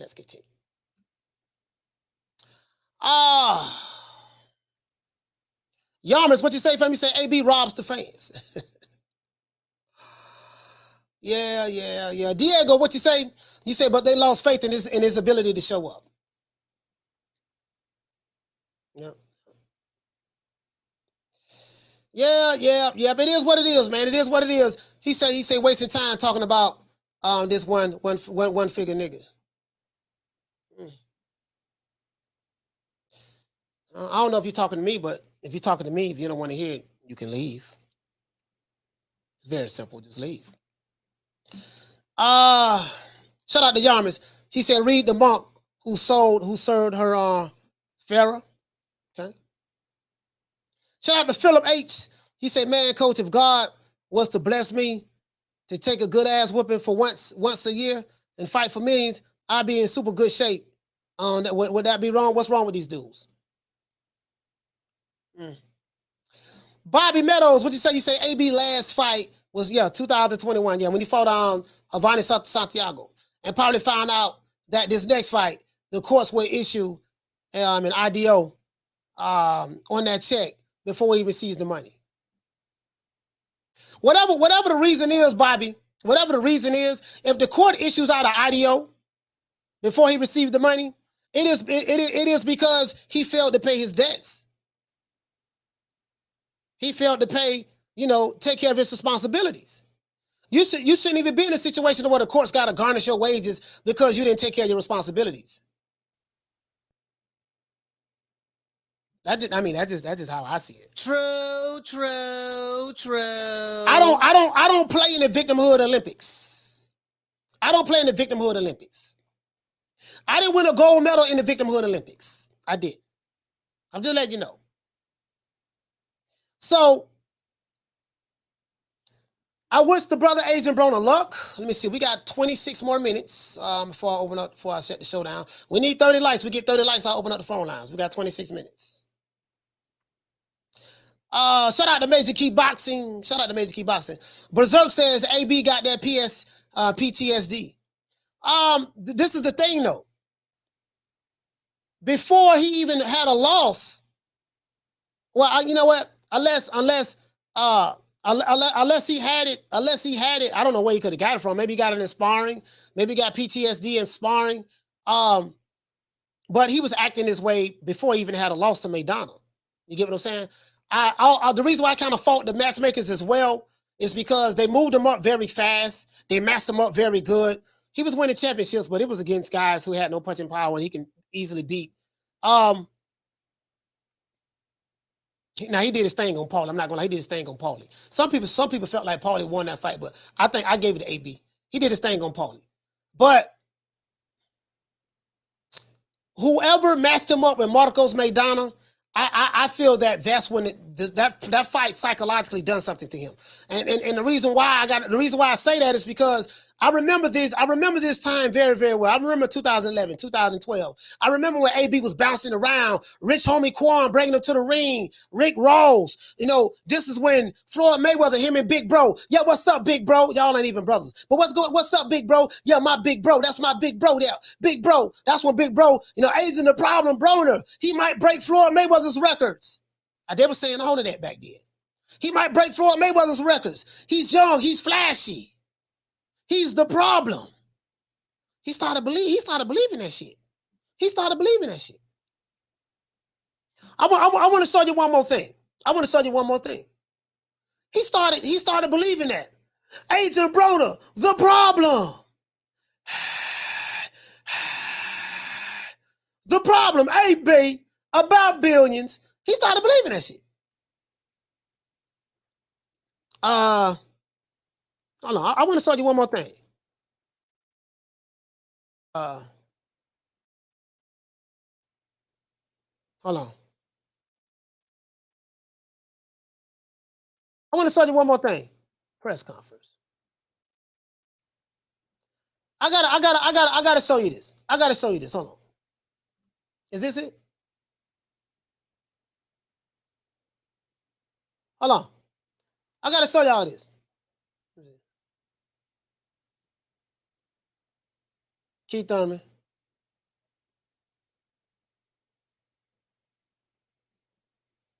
All right, so this is Marcos Maidana right here. This is the Adrien Broner press conference. This is he fought for Golden Boy. A lot of the fighters who are on PBC fought for Golden Boy at that time. They was fighting on that as well. But I'm gonna let you hear it.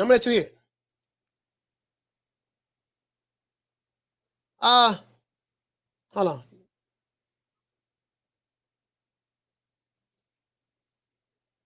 All right, this AB. This now Marcos Maidana was an underdog in this fight. He was an underdog in this fight. I want you to, you know, he was really believing his hype. AB about billions. How do I know he was believing his hype? Watch this. Listen to this.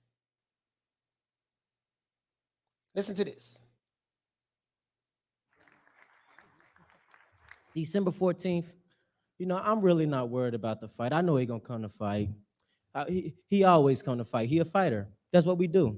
You know, training camp was great. You know, I got a lot on my plate. Every boxer want to be where I am right now. I am the person who's going to take over boxing. This what the book is set out to be. I'm going to take over boxing after Floyd Mayweather. Okay. Everybody wants this position. So I don't get mad when I hear that Keith Thurman want to fight me. He's supposed to. Who don't want to be where I'm at? I don't get mad when a lot of people want to fight me. Everybody want my throne right now. So it really don't matter. December 14th, we weren't about Maidana. You know, I respect this coach. I respect him as a fighter. You know, on the right to this materials for educational purposes only. You know, I know usually y'all like, he's not being bashful. He's being respectful because I can't talk shit to somebody who don't speak English. He looking at me crazy right now. I don't know if he's faking or not. Like I said before, I don't know if he's faking or not. But I can't do it. I'm not a disrespectful person like that. He was a very respectful guy. So I gotta be respectful. But December 14th, I'm gonna beat his ass though. I'm gonna beat his ass. Remember this? For sure. And then we could be friends after that. But remember this? That's gonna happen. You see Marcos Maidana smiling at AB. AB chewing his gum. You see he's smiling at him. Remember this? AB about billions. Remember that? I remember like it was yesterday. I got another one. He said, was it trash talking to him? No. I got another one. Boy, I got another one, boy. Oh, I got another one. There's another one right here. Oh, there's another one. Marcos Maidana. You know what? I think it's we're gonna blame the matchmakers.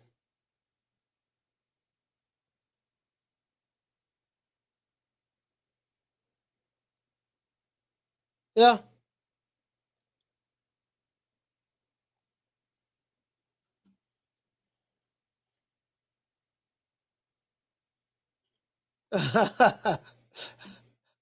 So here we go. Here go AB. See, y'all, a lot of y'all don't remember this. When AB was looked upon as this is Marcos Maidana saying that you're gonna see. Marcos Maidana said that I'm gonna beat AB. He said this.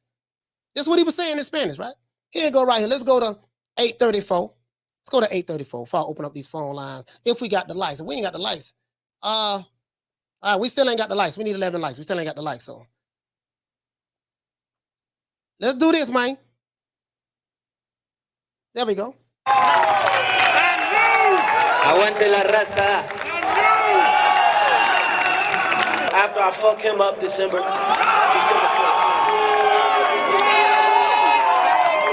I'm willing to fight anybody. I don't care because you can switch trainers all you want. You can train a different way. That shit ain't gonna win you a fight. Remember this? Skills win you fights. Remember this? Skills win you fights. Now This look is at an Maidana. individual sport. You can go lift weights with your teeth. You can go push cars. Look at Maidana. That shit ain't gonna help you in the ring, man. Look at Maidana. Cause I know I'm blessed. I got the skills to pay the bills, and I got enough will. My last name could be Smith.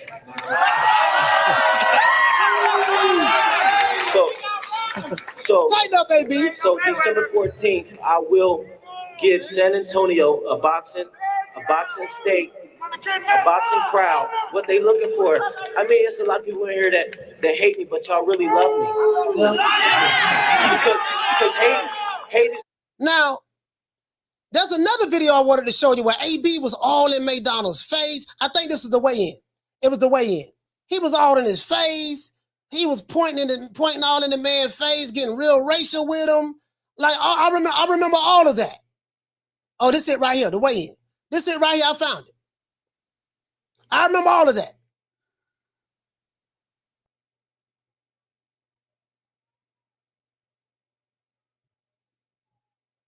Hey, B. Now you see B-Hop right there. Remember I told you Golden Boy used to promote all of the PBC fighters. Well, I don't think it was the PBC. No, they wasn't the PBC then. PBC didn't come around until 2015. So Mayweather. I remember that like it was yesterday. True. Phone lines is open. We got 303 likes. We got 15 minutes for the show shut down. 530-494-9636. 530-494-9636. The next Floyd Mayweather. I remember like it was yesterday. That nigga lost. I lost my motherfucker. I lost my money messing with AB. I lost my money messing with AB, man.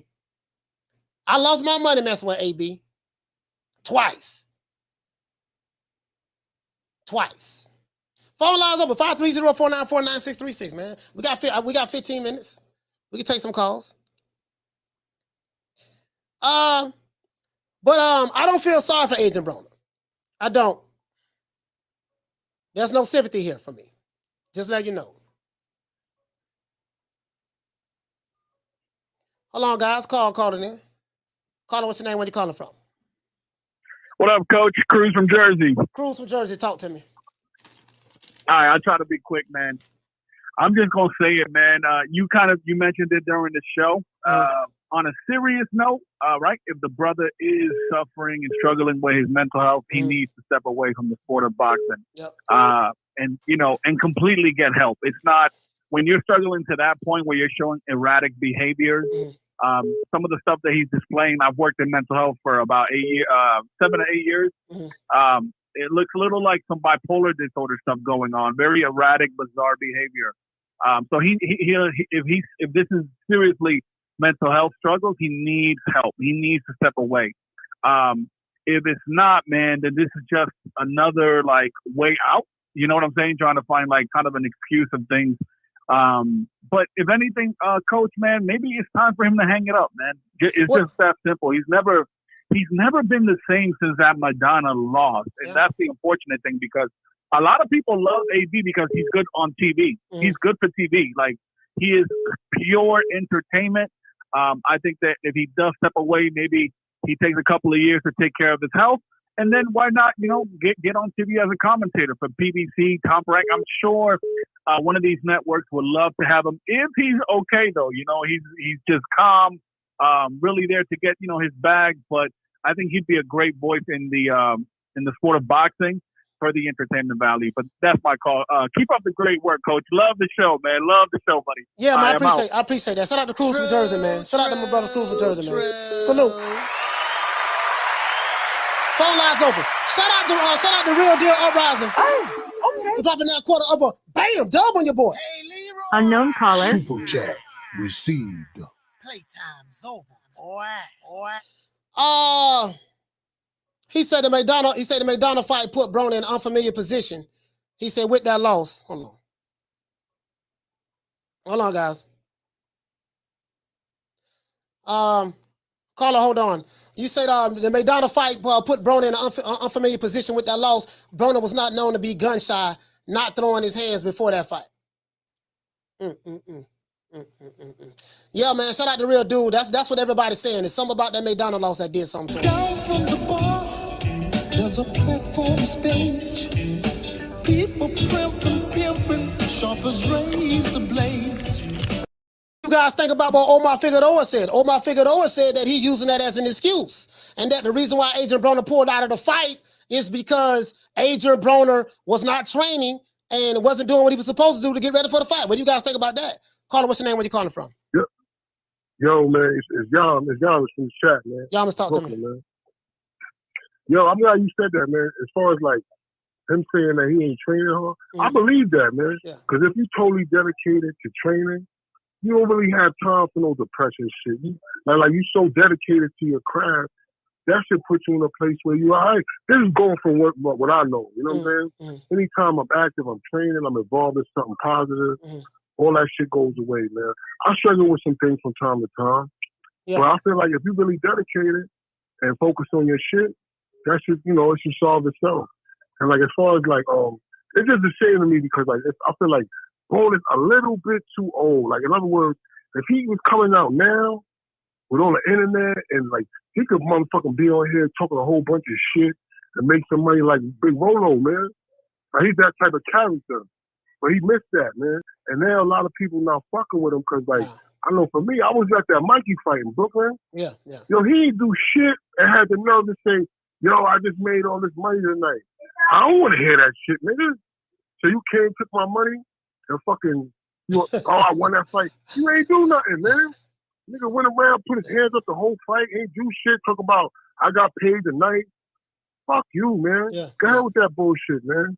You know what I mean? That's all I got, Coach. All right, man. Shout out to Yamas, man. Salute to my brother from Brooklyn, man. Brooklyn, stand up, man.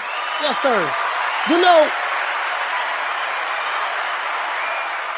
I'm finna tell you guys something else. I'm gonna tell you some guys you didn't realize. Look at what Omar Figueroa said. Check this out. Look at what Omar Figueroa says right here. Omar Figueroa says, he said, as we all know, my fight, hold on. You guys can't see it, but I'm gonna read it to you. He said, as we all know, my fight against that motherfucker Adrien Broner is off. He said, now I don't mind because this is something that we expected. They said that they expected Adrien Broner to pull out of this fight. Now, how can they expect him to pull out of a fight? What they knew he had mental health or something? No, they know that Adrien Broner wasn't training.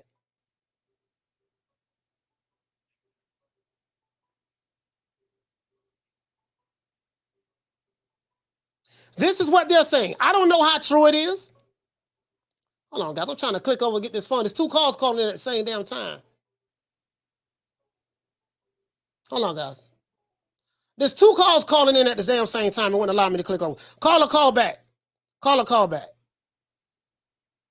Now, I hope I want to see AB come back, but I'm done with him. I'm done. Myself, I'm done. I'm just saying I'm done. I'm done. Call back. Please call back. I had two calls calling in and it wouldn't allow me to switch over. Please call back.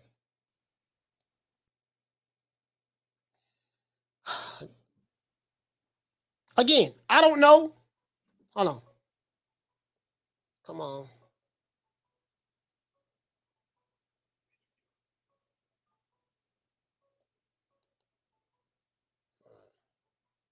Why is it it's hanging up on him? Major Key, call back, man. Damn, Major Key, call back. Keep hanging up on it. Caller, what's your name? Where you calling from? Yes, sir. What's up, Coach? This is JJ from Cincinnati. JJ from Cincinnati, talk to me. Man, I just got on here after work to see what you talking about, man. This is like breaking news to me. I was expecting this fight. Mm-hmm. Yeah, man. I was just talking to his dad about it, him getting back in the ring. Mm-hmm. And this just made me sick to my stomach, Coach. I just got to be honest. Man, bro, but you understand, dog, the hood ride for Adrien Broner. The hood ride for Adrien Broner, exactly. Man. The hood, we gave Adrien Broner benefit of the doubt after benefit of the doubt after benefit of the doubt. But it has to come a point in time where there has to be some kind of self-accountability. It has to be a point in time to where, we got to keep it real. This dude is an F-up. Mm-hmm. And he's been effing up for a long time. And now he's 33 years old, and it's the same thing. Mm-hmm. And if it was any other fighter, if it was anybody else that wasn't, that the hood didn't back, we wouldn't give him pass after pass after pass after pass. I'm like, dog, this man, come on, man. I got to call it the way I see it, dog. I see this nigga flushing money down the toilet. I see him throwing money in the air. I see him bragging about all this money he got. I see him showing itemized list that he spent $500,000 in 10 months. And that's his money. He can do whatever he want to do with his money. But my thing is, it's like, bro, you don't have opportunity after opportunity after opportunity after opportunity. And I can't look at him as a victim. He's not a victim. Yes, sir. That's all I'm saying, dog. That's all I'm saying. And I see it, Coach. It's a money grab now. Yeah. Bro, I think he's just done. A money grab. I saw the interview with him talking about Floyd. Yeah. It just seemed like he's trying to get a check now. Yeah, yeah. I think that I don't think nobody's going to touch him now. Showtime don't want to have nothing doing it. Well, who gonna touch him? Mm-hmm. Who's gonna touch AB after this point? I mean, Al Heyman is. And listen, let's give Al Heyman his props. If it wasn't for Al Heyman, that boy probably had $2 for real. Al can't give him all his money at one time. We just see how he spent his money. That he's a grown man, dog. A grown man. That's all I'm saying, man. Hey, anything you want to say, Jay? Before we wrap up? Hey, Coach, this last thing I'm going to say, I think he owed money. I think he owed money down. Yeah, he owed a lot of money. Yeah, he owed a lot of money. I'll just be honest. Yeah, he owed a lot of money. That's why Al Heyman. Coach. Yeah, shout out to my brother Jay from Cincinnati. Salute to you, fam. Major Key, call back, man. Yeah, man, I got to call it the way I see it, dog. Now, I know this ain't going to make Wakanda happy, because we know Wakanda, them do some professional victims. I know this ain't going to make Wakanda happy. And telling the truth is looked upon as hate and being a coon and a sellout and all that stuff there. I get it. I understand. I take all the shots. I ain't got no problem with it. I'm holding the line with my 30-30 rifle. I ain't going nowhere. But I say all that to say this, dog. I got to call it the way I see it, fam. Now, I don't know. I don't know. Like me, I'm bipolar. Haven't been diagnosed, but I'm pretty sure I am. I looked at the symptoms online. Yeah, I meet all of the symptoms. I'm bipolar. Right? So everybody's suffering from something. Guess what? Bro, I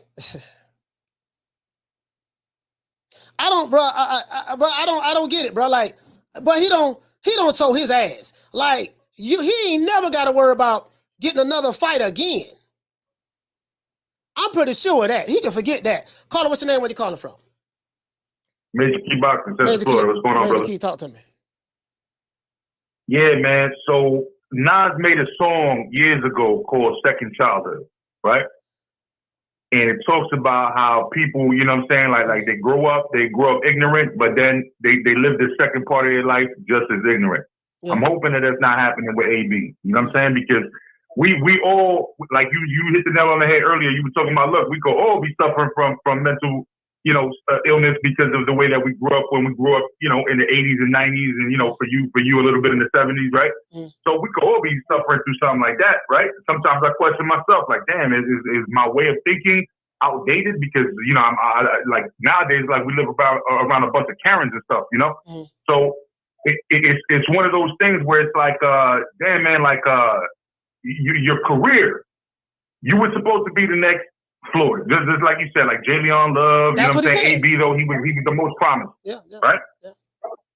And then you got all this money out of being broke. Like how much I would be able to do with that money with the kids that I got and all that. Yeah. Like how much people would be able to do to capitalize. But he's acting like one of these stories of these lottery winners that blow all their money. Yeah. You know what I'm saying? And end up dead at the end. You know what I'm saying? Like a bad situation. And I hope that's not the case for him. You know what I'm saying? Because yes, he's probably going to go into the Hall of Fame because he did make some good accomplishments. But good Lord, man, like either dedicate yourself to the sport or dedicate yourself to your own mental health. Yeah, one or the other. They need to leave the game alone. Just leave it alone. He suffered from mental health. Yeah. See. Once a fighter tells me that, and I feel this way about Ryan Garcia, I felt this way about Tyson Fury. And once you tell me that, hey man, I'm suffering from mental health, this is why I had to do this and do that. Stop boxing. Leave, and just your mental health is more important than anything else. Right. But and he's not a young person. He's not a young person that where you could just kind of like, oh wow, you figured something out. Now you can get the mental health, or the support to get you through that. No, he's 30-something years old. You know what I mean? So it's different. Yeah. He's not a youngin'. No, he's not a young. He's 33 years old, and all I'm saying, Major Key, this ain't no Al Sharpton moment. I don't want to. I'm not giving Wakanda a way out on this. We're not going to do that. This brother's had more than the benefit of the doubt 1,000,000 times. Al Heyman loved Adrien Broner. Probably still do. He put him in, he put you in several big fights. He's got a net worth of $8-9 million right now, according to celebritynetworth.com. So I'm like, bro, like you made the bread, you got the money, and when you have another grown man that has to keep your money from you and have to give you an allowance of your own money because you are on social media bragging, flushing money down the toilet, ripping money up, throwing money in the air, showing that you I got this. I spent $100,000 last night, and I got another $250,000 right here on my arm. And you want me to feel sorry for you, nigga? Please. True. Yeah.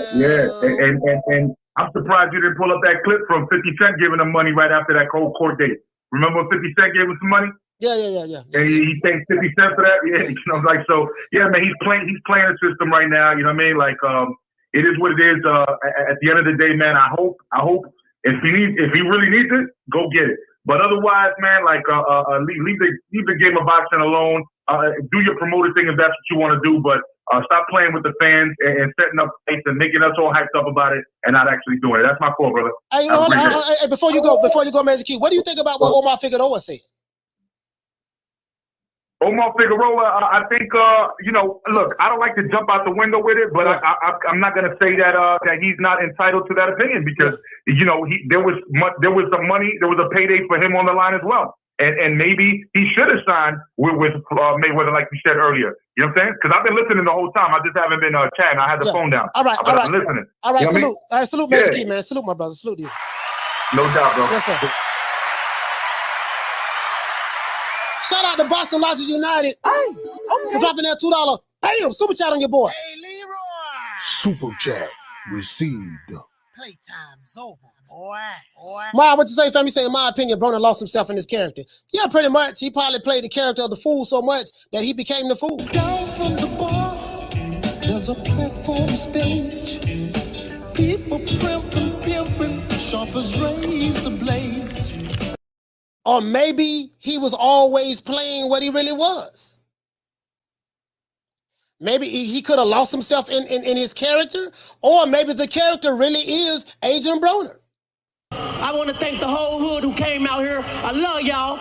I did this for the hood. Y'all know I beat that boy.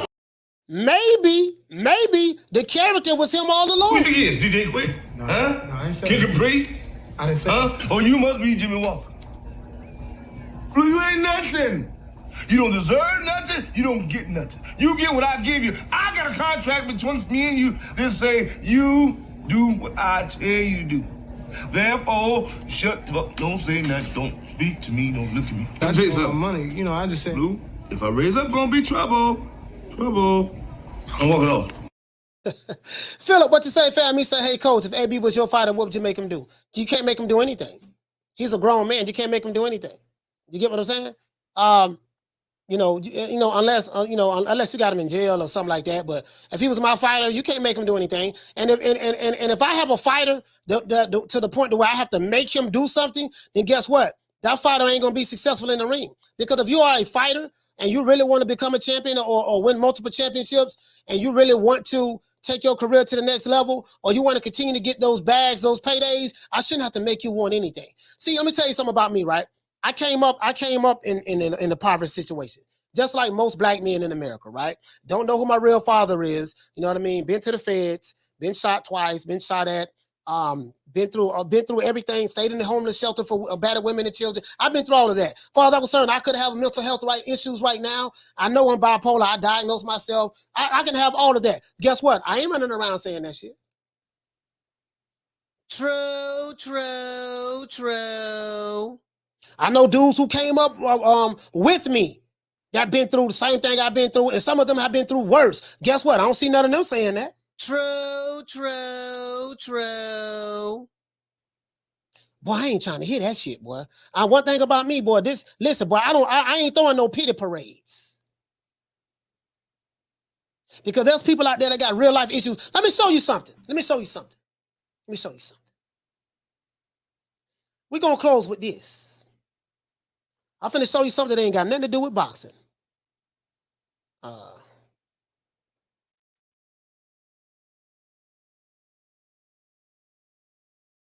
finna show you something that ain't got nothing to do with boxing.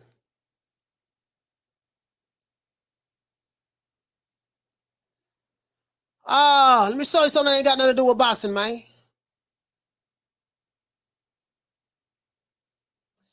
Look at this story right here.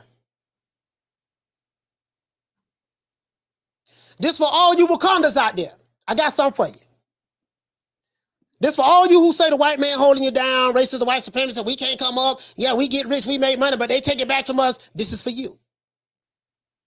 Just when you want to be a victim and think that you're a victim and you being so oppressed in America, look at this.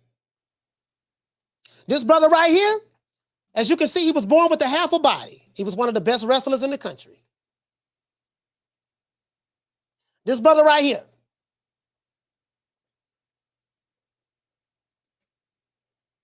This brother right here. And he got a documentary on Netflix. His name is Zion Clark. Oh, I got some more. This for you victims out there. This for you victims.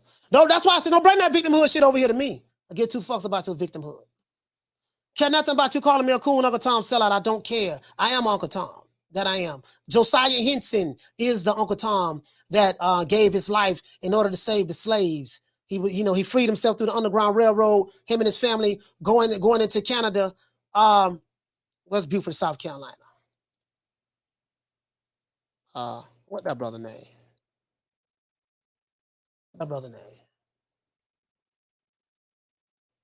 There you go right there. There you go right there. This is one of my, anytime I get down in spirit, this is what I do. As you can see, I'm not laughing today. When I get down in spirit, this is what I do. I always find ways to motivate myself. I don't want to hear that victim shit, nigga. AB was a multi-millionaire. If he blowed his money, he did that on his goddamn self. Don't bring that victimhood shit over here to New Media Today USA Boxing. I don't want to hear that shit.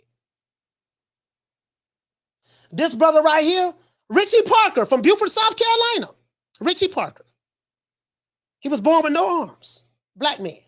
In the South. He's driving one of my favorite cars, a 6'4" Chevrolet Impala. And he works for NASCAR. He does everything with his feet.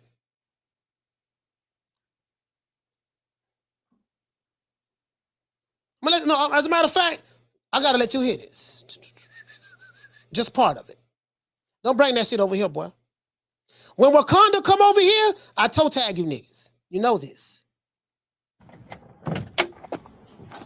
You Wakanda niggas can't fuck with me on no level. Get through your day. Make it from.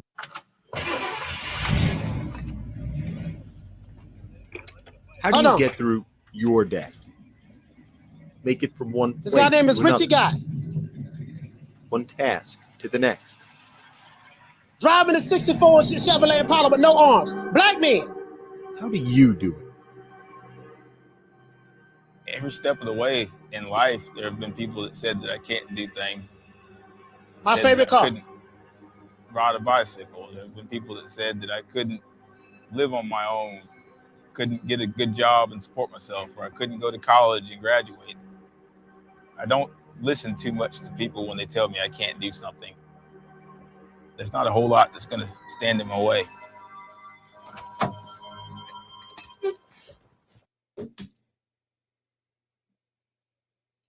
He works for NASCAR. He designs race cars for NASCAR. Black man born in Beaufort, South Carolina, in the South. Racism, white supremacy, oppression, systemic racism. Nigga, I don't want to hear nothing about, listen, I don't feel sorry for no grown-ass man that got 2 arms and 2 legs.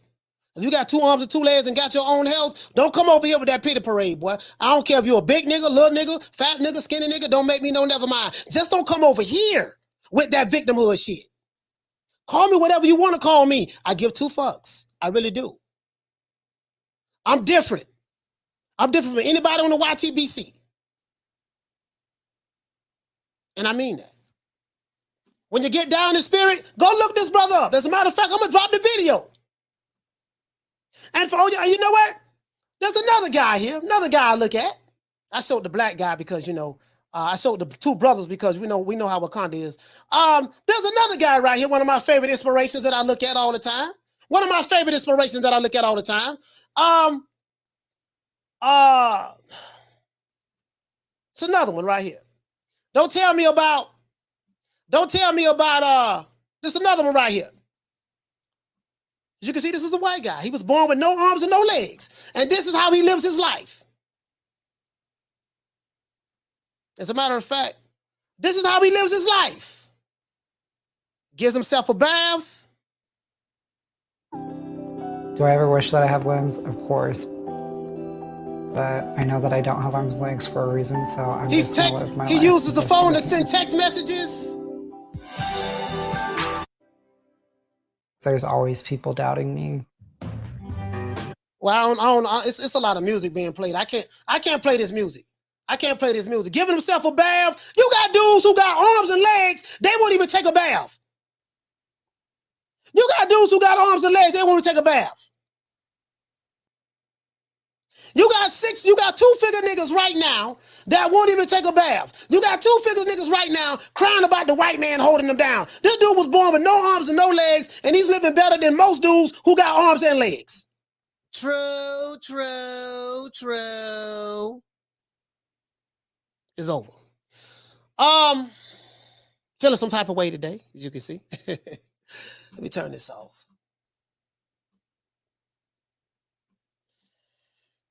Other than that, man, that's it. It's our boy Coach Malachi Williams signing out. New Minutes Today, USA Boxing. This is my mentality. I'm gonna leave like this in closing. Don't come to me with no victimhood shit. I'm not down with your clique nor your crew. I'm not your friend. I'm not your enemy, but I'm not your friend. When I say that, I'm talking about these Wakandas. When you come over here to me, you better come correct over here. We don't do victimhood. All I care about is the sport of boxing. But if you want to take it somewhere else, I can take it somewhere else. I will bother you every day of the week and twice on Sundays. Because I'm going to show you countless examples of others who are doing way worse than you. You had an opportunity of a lifetime. You got opportunity of a lifetime. I sit back and I say, ain't no way in the hell I'm going to let a dude with no arms and no legs outperform me in life. This dude ain't got no arms. I can't even imagine living life without arms. A black man born with no arms.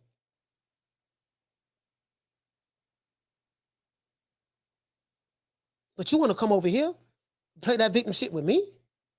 We going to throw a pity parade for AB? Nah. I don't do that. We don't throw pity parades. We don't do that.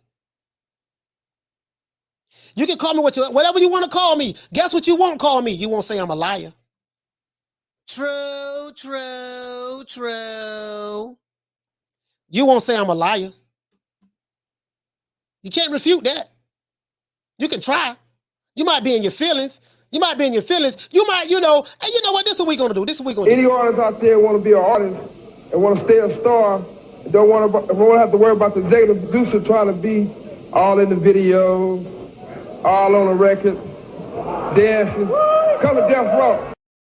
Hey, here we go, man. We're gonna make it do what it do, man. It is what it is, man. This is my mentality over here. What about Rocky Marciano? Oh, there they go. There they go. Every time I start talking about boxing, a white man got to pull Rocky Marciano out their ass. That's the one. Rocky Marciano. Let me tell you something wonderful. Rocky Marciano was good, but compared to Joe Louis, Rocky Marciano ain't shit. He beat Joe Louis's ass. Shout out to Dean West. Shout out to Bless 365. Shout out to Frank Forbes in the building. Shout out to Big Hawk from Maryland. Shout out to Boss Dog. Shout out to El Lobo. What's happening, fam? Shout out to Steven. What's going on, bro? Shout out to Jay. Shout out to Eric Grimey. What's happening? Shout out to Swift 718. Shout out to Marta King Boxing. Shout out to S. Kimani. Shout out to Sabrina Lee. What's happening? Shout out to Major Key Boxing. Shout out to J Doc. What's happening, bro? Shout out to the one Mr. Ham. Shout out to Old Dirty Boxing. Shout out to BG from the Hot Boys. Shout out to Oscar. What's going on, fam? Shout out to Get Test Up Boxing. Shout out to Javon Soto. Shout out to BWG. Shout out to Karma Serene. Shout out to Damian Bennett. Shout out to BWON. Shout out to my main man Mark Nash. Shout out to Lady Shan, done them season. They're done. Shout out to Jay Warren in the building. Shout out to Bernard Burton. Shout out to LaShawn. Shout out to Al Money. What's going on, bro? Shout out to Frank the Tank with the Big Bank. Shout out to Ricky Ricardo. Shout out to Will Sargentson. Shout out to Knockdown 305, Dade County's finest. Shout out to Manny G. Shout out to Boxing Nerd 101. Shout out to Candy Slim. Shout out to Drumming for Life. Shout out to Dub Right Side. What up, Dub? Shout out to Deborah Booker. Shout out to Manny Dociento Webe. Shout out to MFB. Shout out to Adrian Big 30. Shout out to Buster Can Man Cassidy. Shout out to Troy Graham. Shout out to AV Sounds. Shout out to Kathy W. Shout out to Miguel Chartico. What's up? What's up, Miguel? Shout out to Here to There. Shout out to True Grit of 402 Grit. What's going on, bro? Grit, be safe out there on that road, bro. Shout out to Hell Hero Elite. Shout out to Jay Rodriguez. What's going on? The dog gonna light in my eyes, guys. Shout out to Photo Bard. Shout out to Philo 58. I'm trying to squint and see. Shout out to Raw Boy Fresh from DC. What up, Slim? Shout out to Dantes. What's going on, fam? My brother from Tampa Bay. Shout out to Chicarelli. What's happening? Shout out to Little Green Eyes P. Shout out to my brother Charlo. Ahmed in the building. Thomas Jones. What up, TJ? Shout out to my sister Ficiana Fight. Shout out to my brother Retro Boston and Documentaries. Blood, what's happening, bro? Shout out to Schoolo X-Man. Shout out to Philly Fly So Fly. Shout out to A. Sneed in the building. Shout out to Dr. Paul Evans, the good doctor. Shout out to Arlette. Shout out to my sister Lisa Bell. Salute, sis. Shout out to Smith and West. What's happening, bro? Shout out to Punch Perfect Boxing. As a matter of fact, let's continue. Shout out to Cruz from Jersey. Shout out to Yarmers from Brooklyn. BK, stand up. Shout out to Jay Deck from Cincinnati. And shout out to Major Key Boxing. Hey, this is my mentality. This is my mindset, man. I told y'all, man, we got the hottest boxing podcast. I don't want to say the hottest boxing podcast. Because there's a lot of podcasts I think that are better than mine in the YTBC. But we got the hottest daytime boxing podcast in the YTBC. Over here, you learn a lot over here. We don't just talk about boxing over here. We talk about some of everything over here. Shout out to Eric Gutierrez. Shout out to Boston Logic United. Shout out to Eric. Shout out to Nelly Content. Shout out to who else we got in the building. Shout out to Haleen. Shout out to the one and only. Shout out to the one Mr. Ham. Shout out to Cool Boy Curry. Shout out to Savage. What's going on, fam? Shout out to Diz. Shout out to Sauce Louis. Shout out to Eric Gutierrez. Shout out to Paul from Eugene. Shout out to Jeff Lucietta. Shout out to 8B, About Billions. Shout out to Mati Yoel. What is it? Mati Yoel? Let me see, can I put you up on the screen? Shout out to Mati Yoel. Shout out to you, fam. For dropping that $1. Bam! Super chat on your boy. Super Maddie Yoel. Shout out about that. Shout out to Matty Yoel. Down from the bar, there's a platform stage. People pimping, sharp as razor blades. I'm gonna tell y'all like this here, man. I'm gonna look y'all dead in this camera. Don't let nobody tell you because you come from a certain community or you have a certain skin color that you can't make it. Don't be a part of the victimhood Olympics. The victimhood Olympics is big business. Don't be a part of the victimhood Olympics. I just showed you two black men. One black man was born with a half a body. He has a damn good credit score. He has a show on. He has a movie on Netflix, and he's very successful. Just imagine what he's going through in life. I just showed you another black man from Beaufort, South Carolina, born with no arms, from the South, works for NASCAR. Don't let nobody peddle that victimhood shit on you. And please don't bring it over here. I will body you. You don't get no sympathy from me. Other than that, that's it. It's that boy Coach Malachi Williams signing out. New Media Today USA Boxing. You know what it is, man. You know my motto. Don't meet me there, beat me there. And as a matter of fact, let's go ahead and do this Devin Haney style.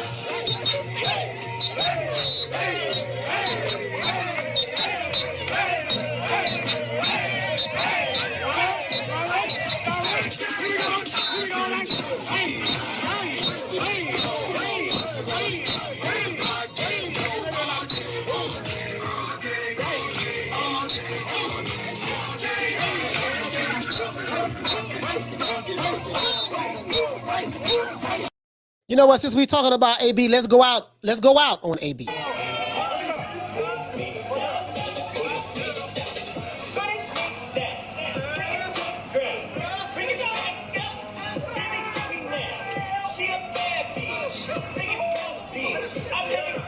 Turn around. Yeah.